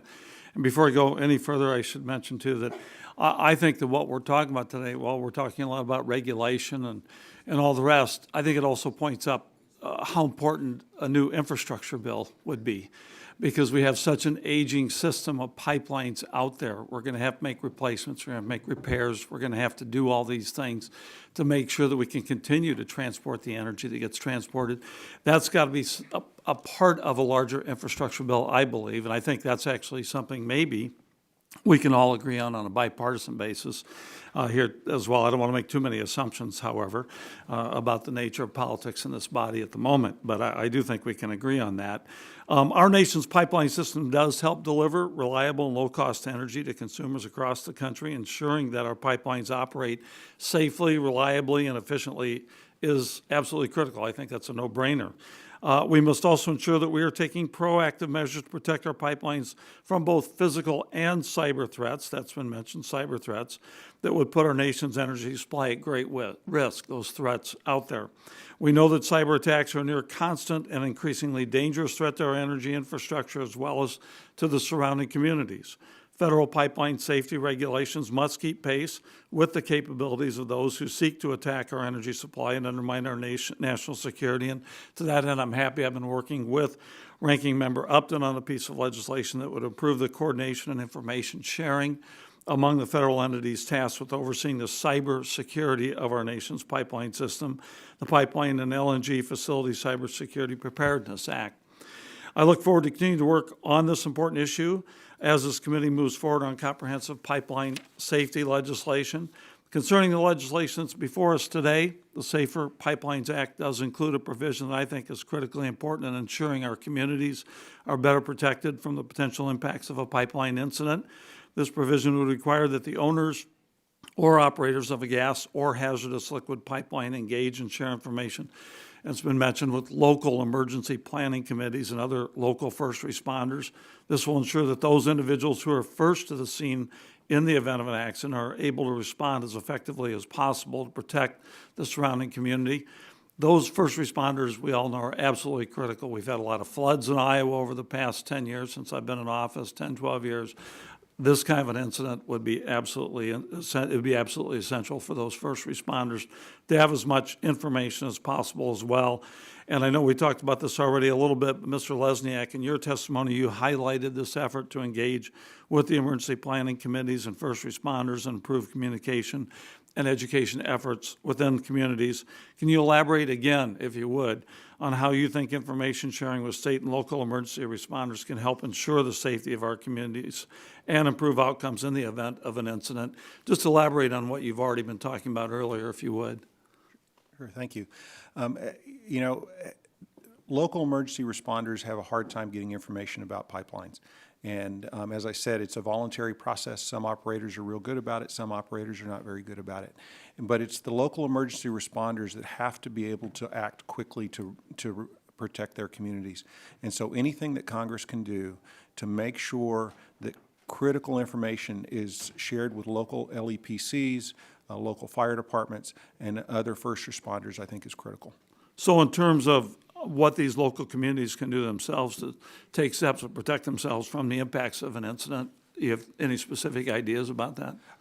I do. I personally worked with a local pipeline operator to develop an emergency spill response plan for Austin, Texas, to protect Barton Springs, one of our critical natural resources there. And they worked well with us, and that process worked really well. Other communities could do that. Other pipeline operators that we reached out to in our community weren't interested in working with us. And I just might say, you know, I'm near the end here. I do worry about not just cybersecurity attacks, but I worry about physical attacks. And I did go on the mapping website that you mentioned earlier, and there's a lot of information that the public does need. But that information is available to the bad guys too. And we have to be thinking about how to balance, you know, those kinds of interests that we have as a public, but also making sure that we secure these pipelines from the bad guys who want to do terrible damage to us and can inflict terroristic kinds of actions on us. We have to be careful on that front. So thank you very much. I appreciate the time. And yield back. Thank you. Mr. Griffin is recognized for 5 minutes. Thank you very much, Mr. Chairman. Picking up on that, talking about bad guys, physically attacking the pipeline. That's a concern of mine too, and I visited with some folks, and I know there's other folks doing this too, but Corning has a product where they can actually put a fiber down on the pipeline as it's being laid, and you can see if somebody walks up to it, drives up to the pipeline, starts digging. I mean, any of those things that would tip you off that one of the bad guys might be out there. Also has the advantage of, because of the temperature being colder with the gas in the pipeline than the soil around it, that if there is a leak, it picks up that temperature change and can identify a leak fairly quickly. So along those lines, I know that's out there, and I know there's probably some other technologies as well that are emerging. I'm just wondering what you all think the federal government might be able to do to encourage more new technologies like this. And then, of course, I know it's not your bailiwick, but then we've got to convince FERC that it probably ought to be there. Yes, ma'am. And I apologize, I'm a little passionate about technology. I helped revamp the PHMSA R&D program. I then went from there to a research consortium. So for me, it's additional funding for technology. We have it within PHMSA, we have a little bit within Department of Energy, but more technology funding to get us the products that we need. The industry is contributing a good bit also. We've already mentioned piloting these technologies so we can get them into the market faster. All of that will help move things forward. And talking about the proposed, I know the administration's proposed a technology pilot program. You know, how do you think that would work? Obviously, you're favorable, but how do you think their program would work in moving some of this technology forward? I would hope that it moves things faster. That if they have an official program that Congress has approved, that it allows them to move faster. Yeah. Because right now they're doing it, but it's at a pretty slow pace.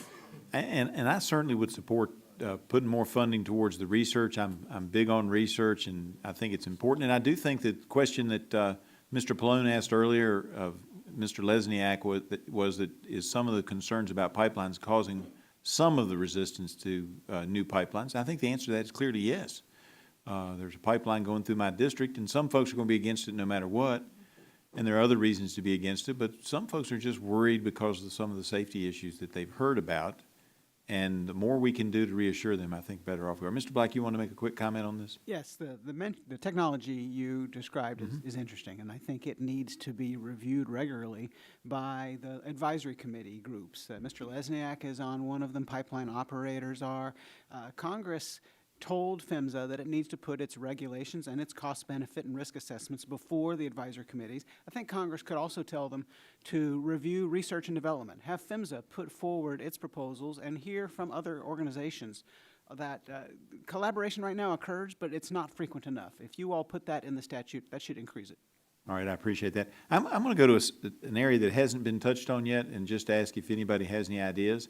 I met with, I don't know, a few months back, some folks at Virginia Tech, and they are doing research related to water and sewer pipes. And one of the things that they found was that the age of the pipe was not dispositive, nor the material. That one of the things that was interesting was the type of soil and what environment the pipe was in. So I noticed in the bill that there's several mentions of the age of the pipe and what material it is in cast iron pipes. But at least for water and sewer, they talked about if it was in the right type of soil, cast iron might last 100 years. In a different type of soil, it may not make it to 50 years, and you want to make sure you know what kind of soil you're in and whether or not, interestingly enough, apparently degradation in and around railroads was higher. And I thought that was fascinating. Is there any research going on in this regard with gas pipelines as well to make sure that, I mean, we can go out there and say you check them every 50 years, and that's great. But if you've got a pipe that's in a soil type or in an environment where it would last 100, why would we spend money on that? And let's focus on the areas where it's most important. Yeah, I mean, on the gas distribution side, we're doing a lot on replacement. And so you're looking at a number of factors, and the environment is one of those factors. So you're, and the pipe tells you a good bit. So if you're going out doing leak surveys, which we're required to do, and checking very particular areas and doing more, especially for cast iron and bare steel, when temperatures change, and that frost level in certain areas of the country, I know that down south you don't have it, but we do up north, that frost level changes, the soil moves. So that causes extra strain on the pipe. It's all things that have to be taken into account, and we've done a lot of research in this area. Well, and I would hope that any bill that we would pass would take into account some of the new technology and take into account the fact that not every pipe is the same as a pipe in a different soil type or different area. Thank you very much. I yield back. The chair now recognizes Mr. Kennedy for 5 minutes. Thank you, Chairman, for having this important hearing to address pipeline safety, and thank you to our witnesses for being here. We all recall the devastating events that happened last year when a distribution line exploded on September 13th, wreaking havoc in 3 communities in the Merrimack Valley of Massachusetts. Local residents and first responders were gravely injured, homes destroyed, families displaced for months on end, and a young man named Lionel Rundon lost his life. 10 months later, these communities are still recovering from the devastation. I'm grateful to my colleague, Representative Lori Trahan, for introducing H.R. 2139, the Lionel Rundon Pipeline Safety Act, to address the issues leading to this tragic event. I'm proud to be a co-sponsor with this legislation. I'd also like to thank Senator Markey for introducing the Senate version. Now, Mr. Lesniak, your testimony, you speak to the importance of pipeline companies developing and implementing a continuous improvement safety management system, or SMS. You note the Merrimack Valley tragedy illuminated the fact that voluntary systems of SMS weren't incentivizing all companies. So, sir, I appreciate the idea of an annual filing with PHMSA as a level of accountability without making SMS mandatory. Those who have fully embraced SMS should have no problem, but do you believe that will be enough of an incentive for those that are lagging behind? Thank you. There ought to be a regulatory floor and for critical safety processes. And so I think those types of safety processes should be required and not voluntary. Good operators implement them, bad operators don't. Thank you, sir. As you are well aware, there's a $2 million cap on PHMSA's penalty authority for civil penalties. Do you believe that the fines currently assessed provide sufficient deterrent for companies that commit a violation? No, I don't. If you're looking at some of these pipelines, for example, there's a pipeline that's being proposed for this, in the state of Texas right now. It's a $2 billion project. It's going to transport millions of cubic feet of natural gas per day. $1 million or a $2 million fine is a drop in the bucket for companies like that. And sir, I've heard said by some skeptics that you, quote, can't create a culture of safety. But it seems to me that Congress has, in fact, forced change where industry has failed to take adequate safety steps. Do you have any response to those that think that this is a fool's errand? I think that you can't regulate necessarily a culture of safety, but again, you can set a floor that makes sure that every company meets minimum safety standards and make it more ubiquitous across the industry. And final question for you, sir. Across the country, particularly at the state level, we are seeing concerning efforts to curb the rights of Americans, including particularly Native communities, to raise their voices in defense of pipeline safety. Often those communities stand to be the most impacted by proposed projects, such as the Dakota Access project across drinking water and burial grounds for the Standing Rock Sioux. The administration's proposal to reauthorize PHMSA goes even further than current law, proposing to criminalize rightful, peaceful protests in the name of pipeline safety. I would imagine we can all agree that an effort to sabotage or physically damage a pipeline is one thing, with a gun or explosives, or again, some other way to damage the integrity of the actual infrastructure.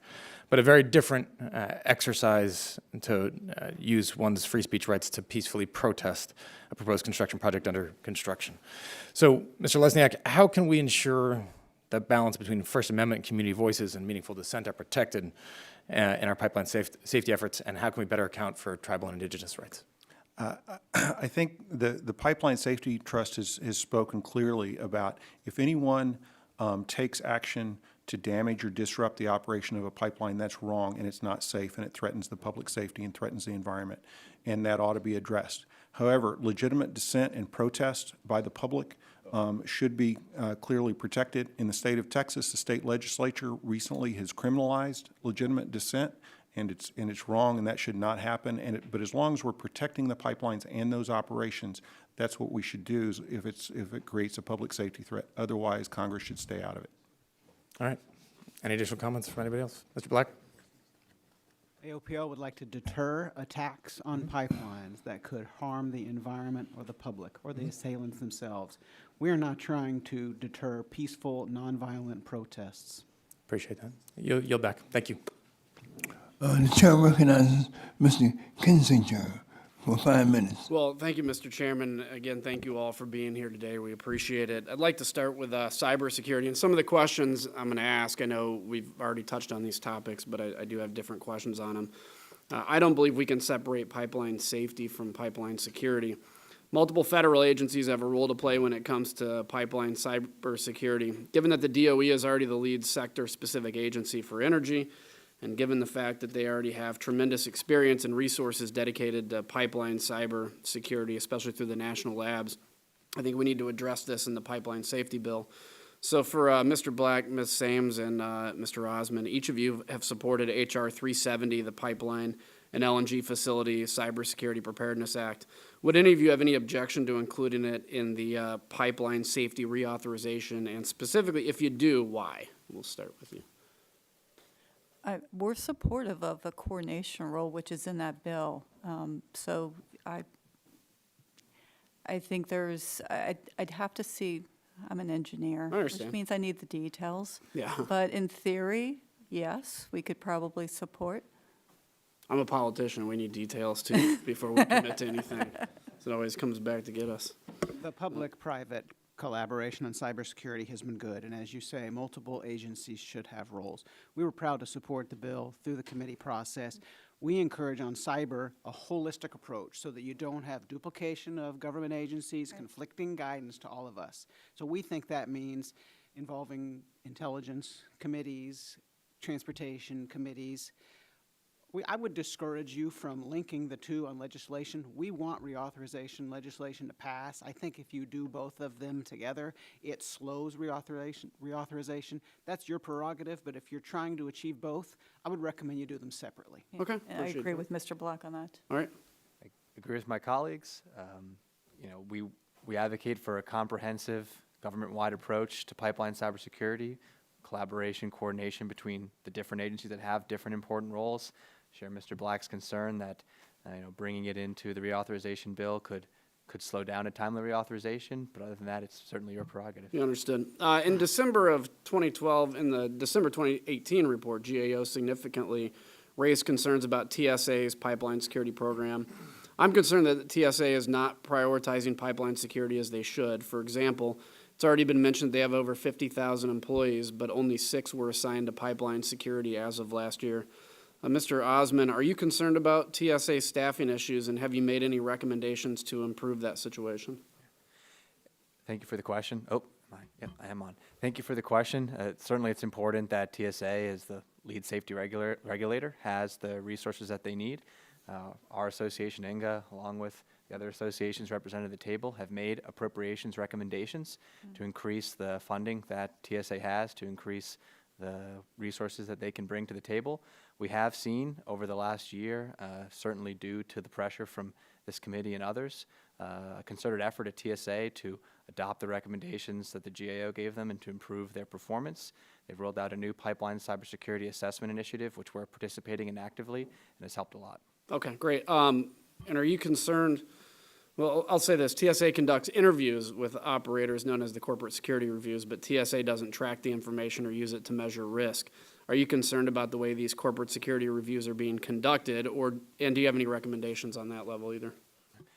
As I mentioned, that program has evolved to this newer pipeline cybersecurity initiative. We know that they're implementing the recommendations of the GAO, which included some of the tracking and data collection that you're talking about. So we'll need to keep watching that and see how it. But you feel like we're on a comfortable track with that? A good start, I guess. Yeah, good start. That's okay. That's the way we'd put it. Hopefully we get a good ending too.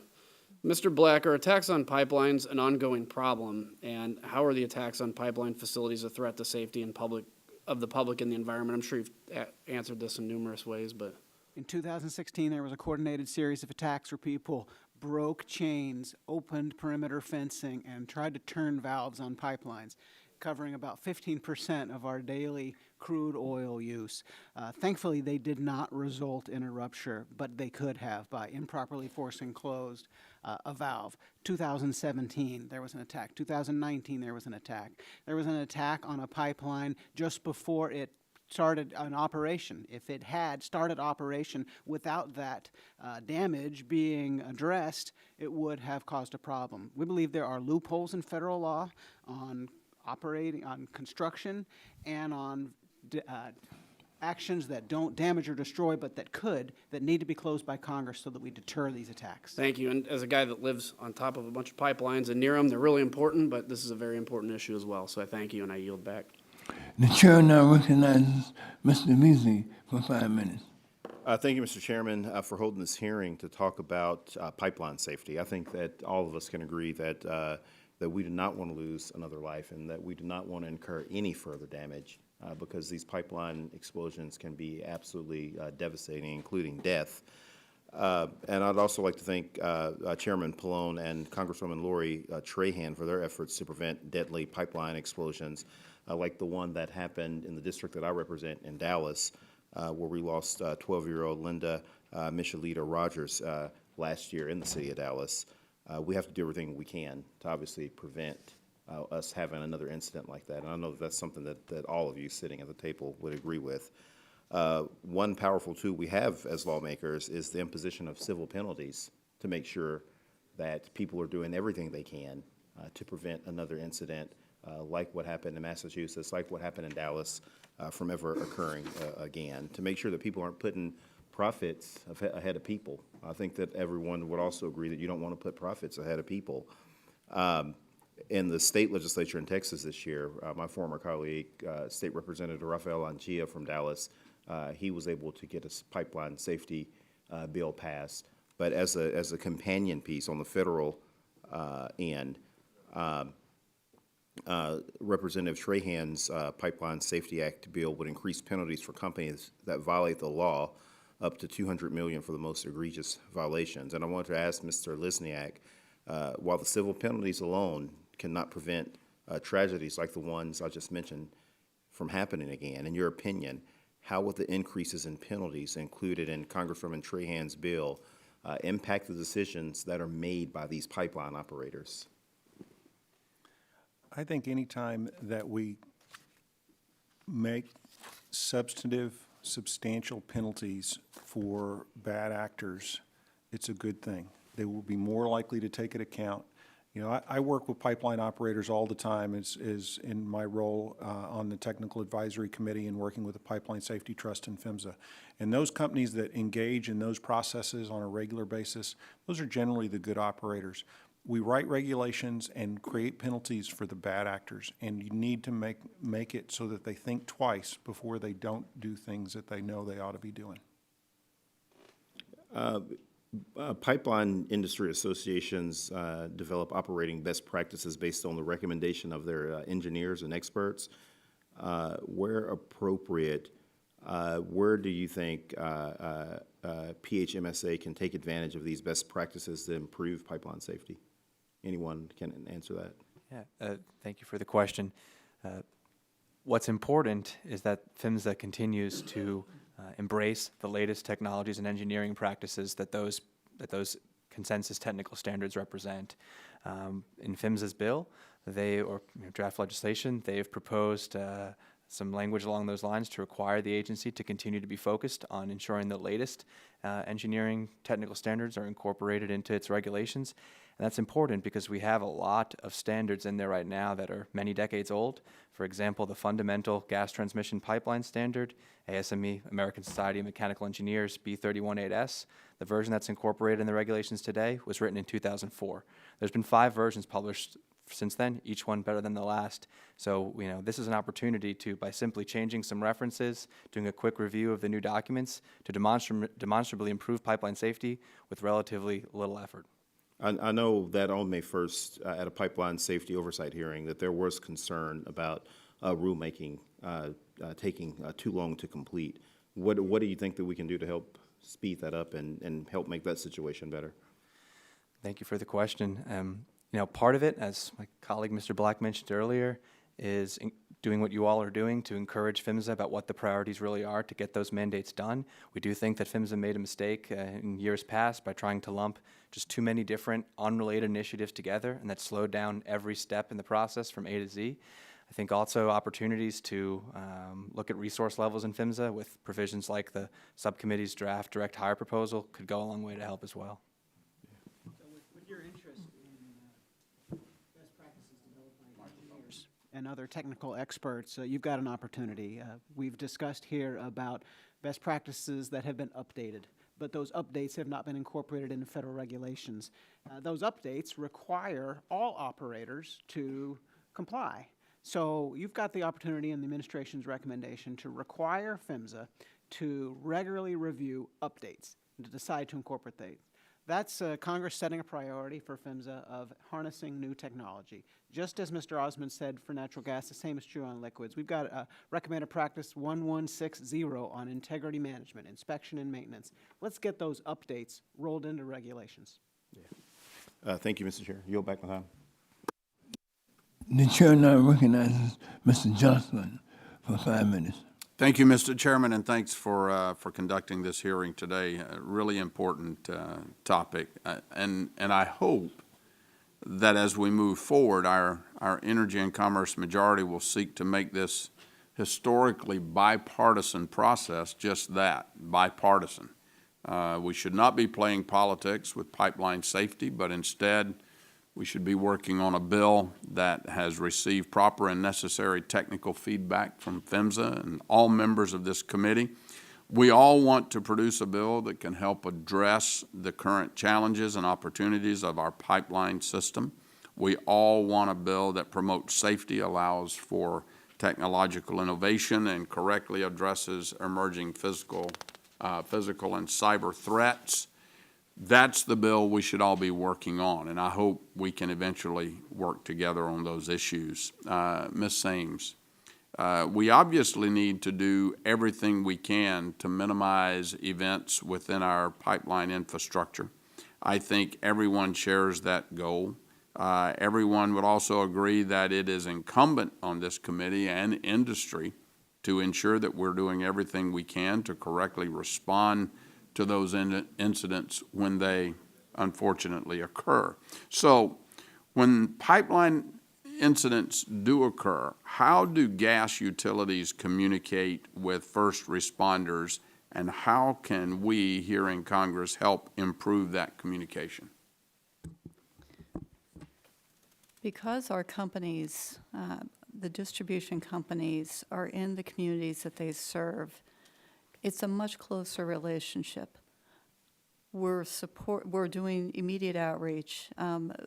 We're doing outreach in advance to make sure that the emergency responders in that area know where the pipelines are and what's in those particular lines, as distribution lines. Because we have so many excavation damages, individuals hitting our lines because they're not either calling before they dig or they're not abiding the lines, we have a lot of opportunities to do emergency response on the distribution side. So they know us well. They're coordinating with us. We do incident command structure similar to the fire departments, so that when we're on the scene, they know that their job is to keep things safe till we get there. Our job is to make sure that the pipeline stays safe. So it's a nice tag team between the two. On the information that they need, it's that close coordination in advance and good coordination and communication once on site. Okay. Can you talk briefly about the importance of allowing operators to make to successfully perform an initial assessment after an incident? I mean, what arises if someone makes a wrong assessment? So tell me what you think about operators doing the initial assessment. So what could happen if somebody makes a wrong assessment? And one of our concerns has always been some emergency responders are very gung-ho. They see a fire, they want to make sure that things are taken care of, and we try our best to make sure that they're not turning valves. Because as was heard earlier, you turn the wrong valve and many bad things can happen. So on the assessment after an incident, after we get on site, it's what occurred, how did it occur, who was involved, We're trying to gather as much information as possible so that we can make the right decisions.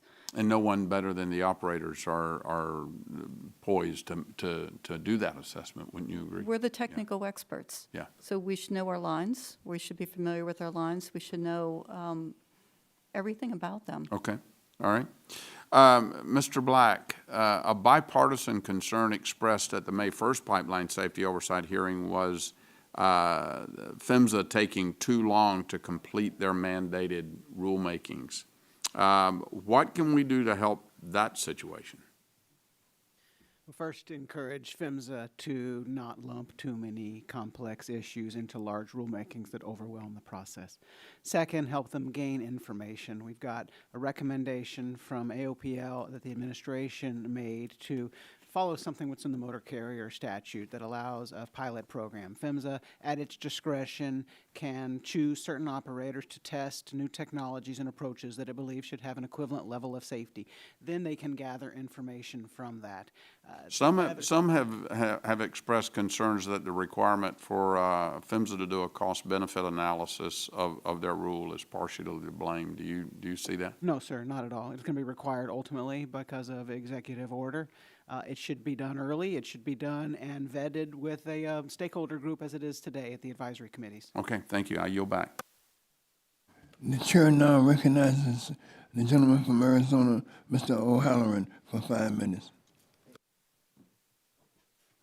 Thank you, Mr. Chairman, Ranking Member Upton, and our witnesses here today to discuss the legislative proposals before us to reauthorize the National Pipeline Safety Framework.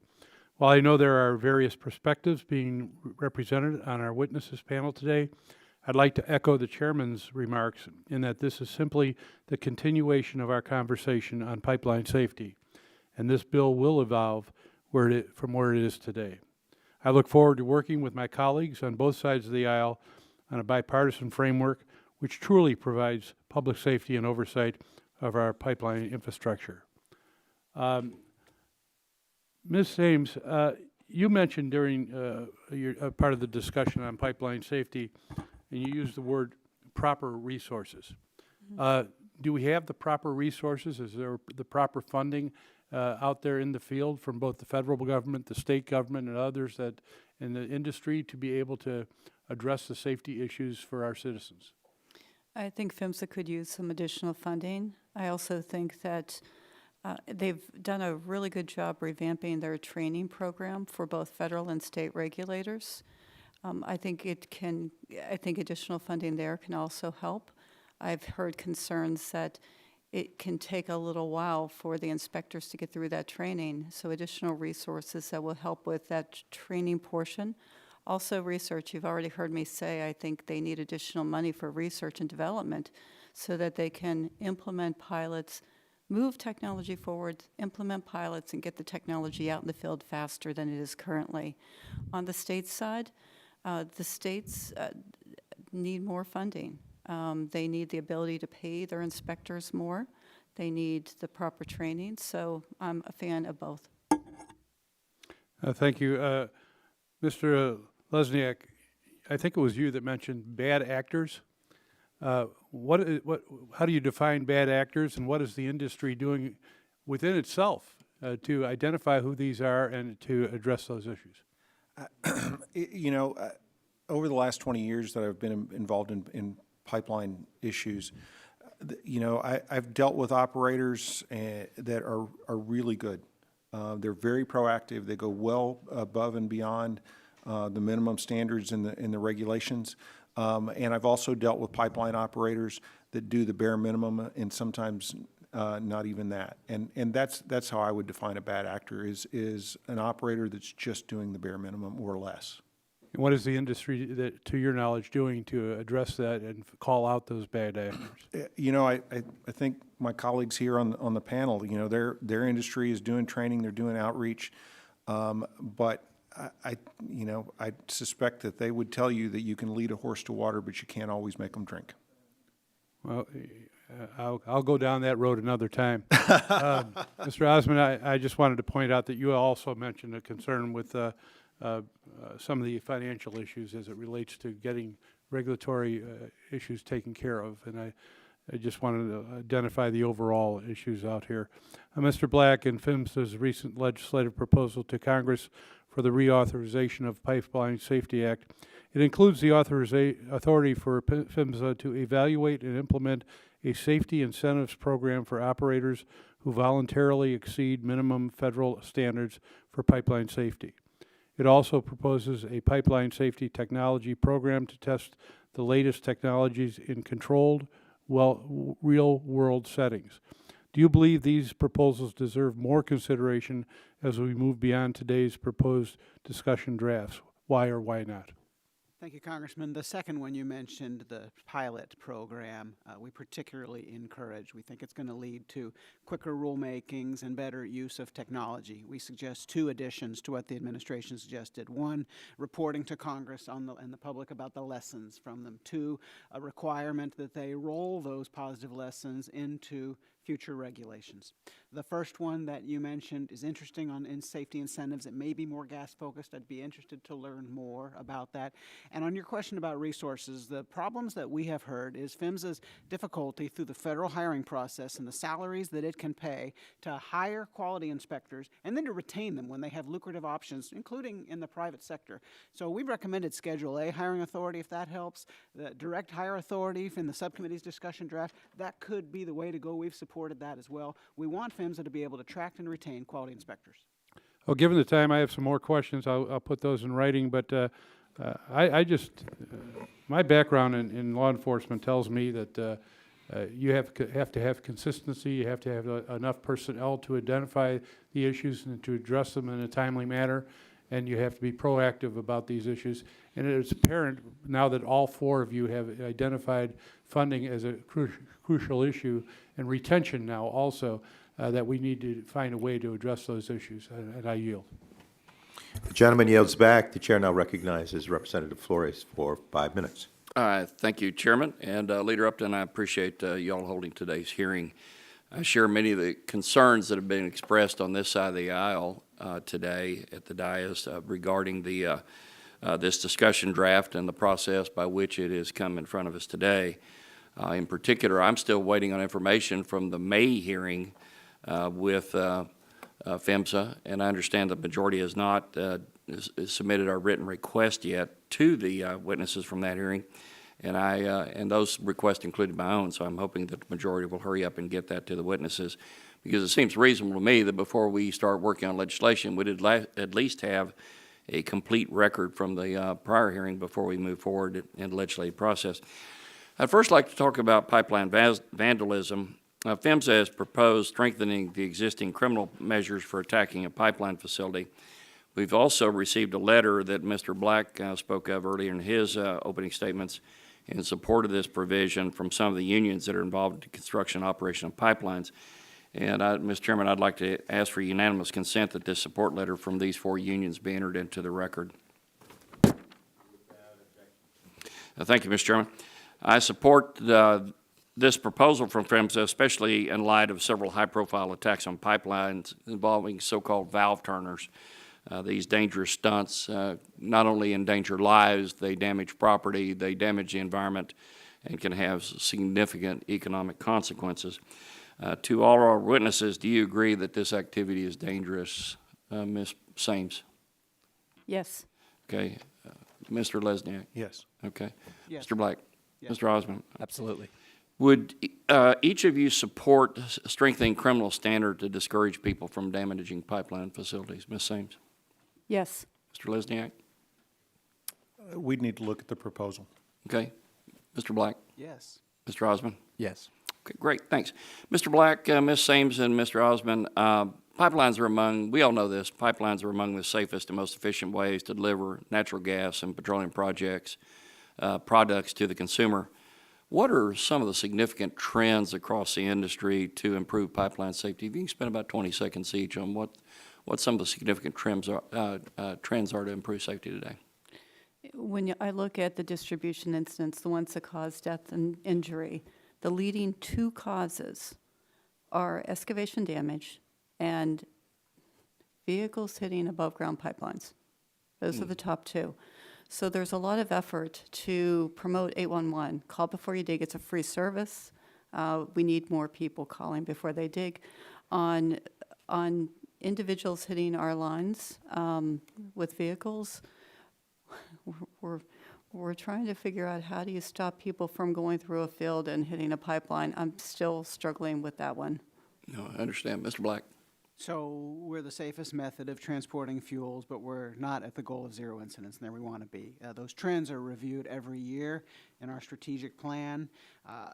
Currently, we're very excited about two things. One, increased technology through inline inspection devices, and two, improved safety culture through industry-wide implementation of safety management systems. Mr. Osmond?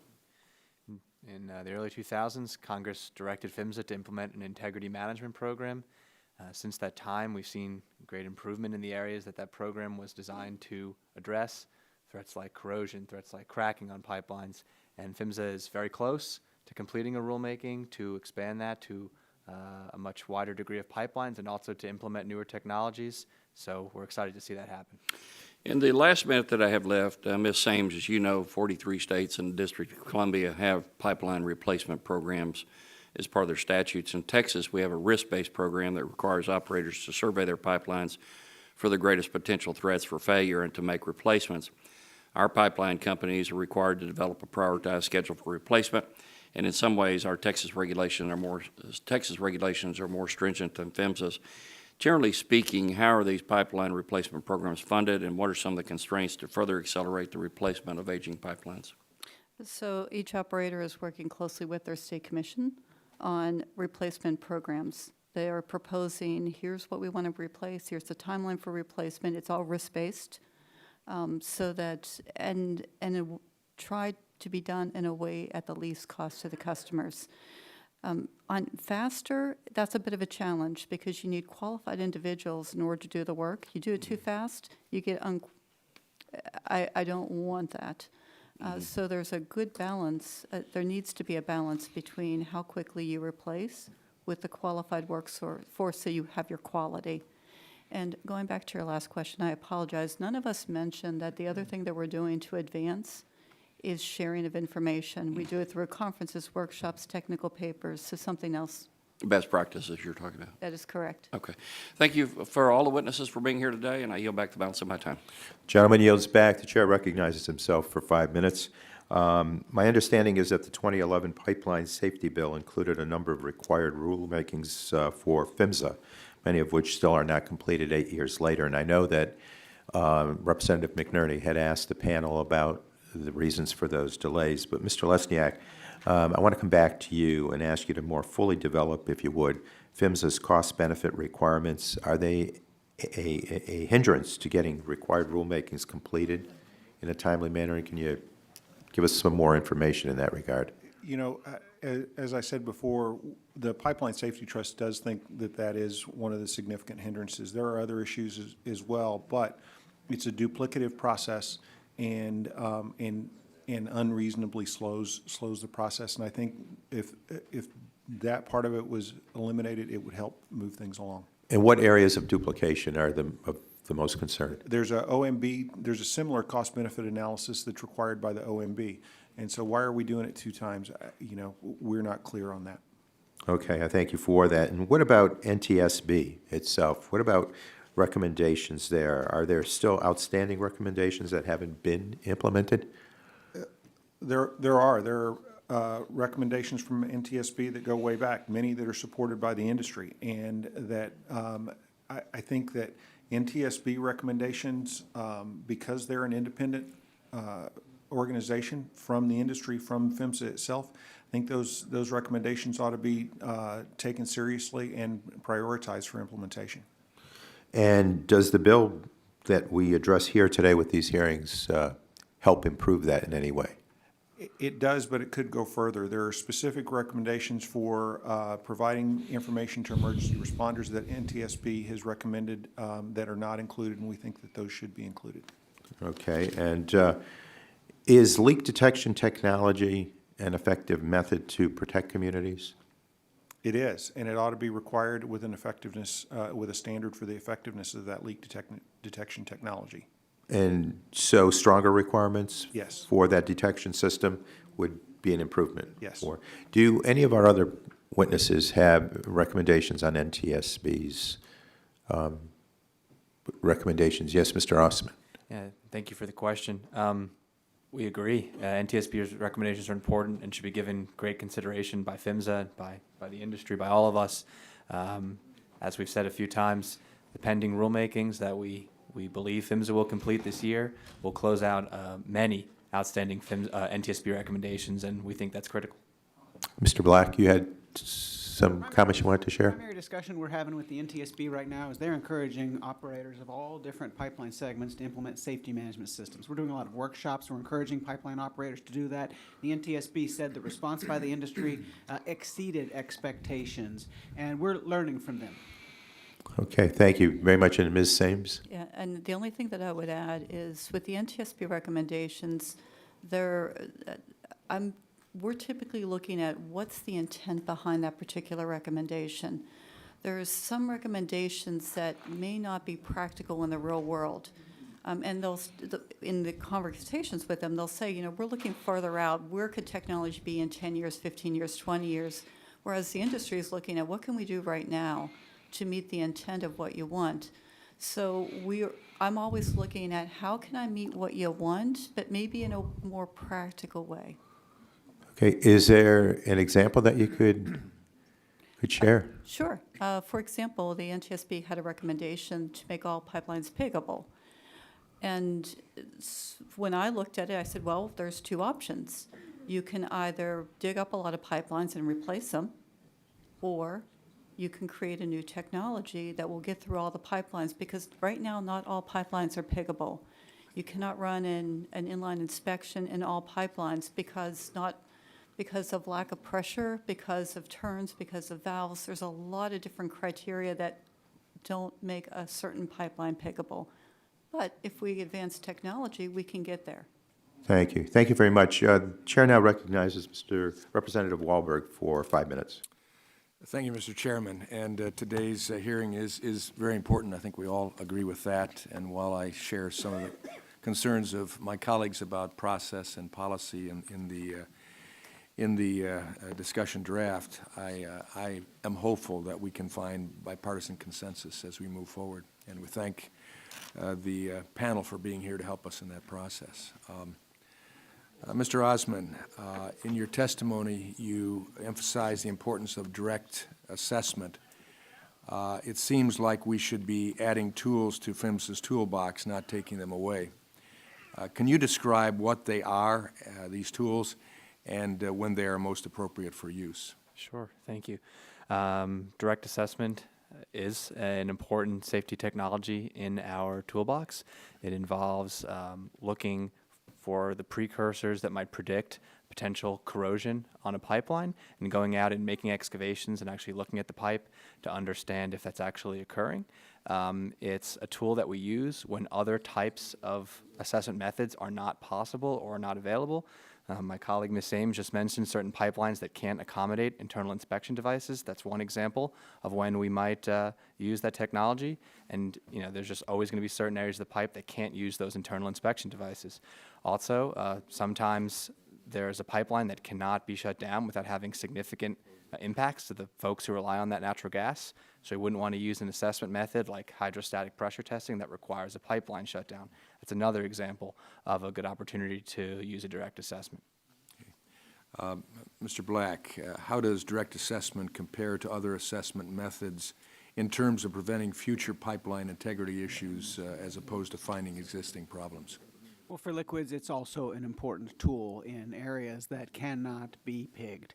Examples, facility piping, where you still want to do that type of inspection, but you can't get inline inspection device there. So we would not support a provision to eliminate that important tool. It wouldn't help safety.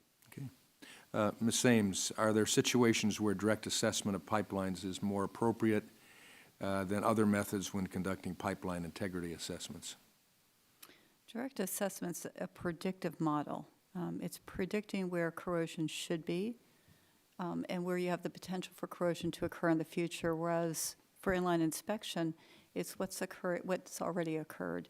So if you're an operator that wants to predict where corrosion could be occurring, you want direct assessment because it's helping you with those predictions. And you're also digging up the line when you're doing direct assessment to confirm what you're finding.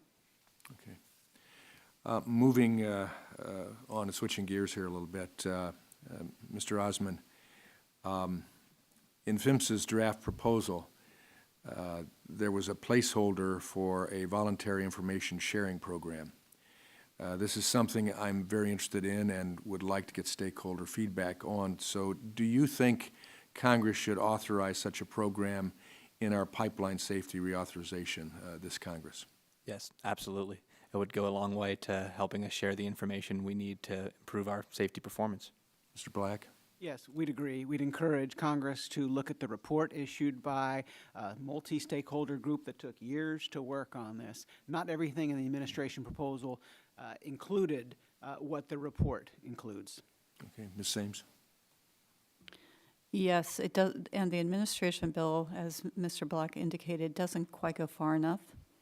In my opinion, for example, it doesn't include distribution systems. And so representing the distribution industry, we've been pushing for that sharing of information to go throughout the entire network. Also, make sure the protections are there so that individuals sharing the information know they're protected from voluntarily providing safety concerns, safety issues or findings, very similar to the FAA, making sure that's in place. And then finally, incentives. If I'm an operator and I'm concerned that not all the protections are there, I'm probably going to be hesitant to share information. So anything that can encourage the sharing of information, even if it's as simple as PHMSA saying, we're getting information from this particular operator, that would be good. Other areas, Mr. Black or Mr. Osman, on this liability protection that you would suggest? Well, we would encourage PHMSA and Congress to encourage PHMSA to encourage voluntary self-reporting so that pipeline operators will identify, disclose, correct. Right now, they have that discretion, but they use it very infrequently, and it's not provided the incentive that it needs. That's an option to improve safety. Okay. Well, my time has expired, so I yield back. I want to thank the gentleman for yielding back. That concludes our panel, and I want to thank each and every one of you for joining us today and for sharing your time and your thoughts, your insights with us. And we will continue to work with you as we proceed in the future. Thank you so very much.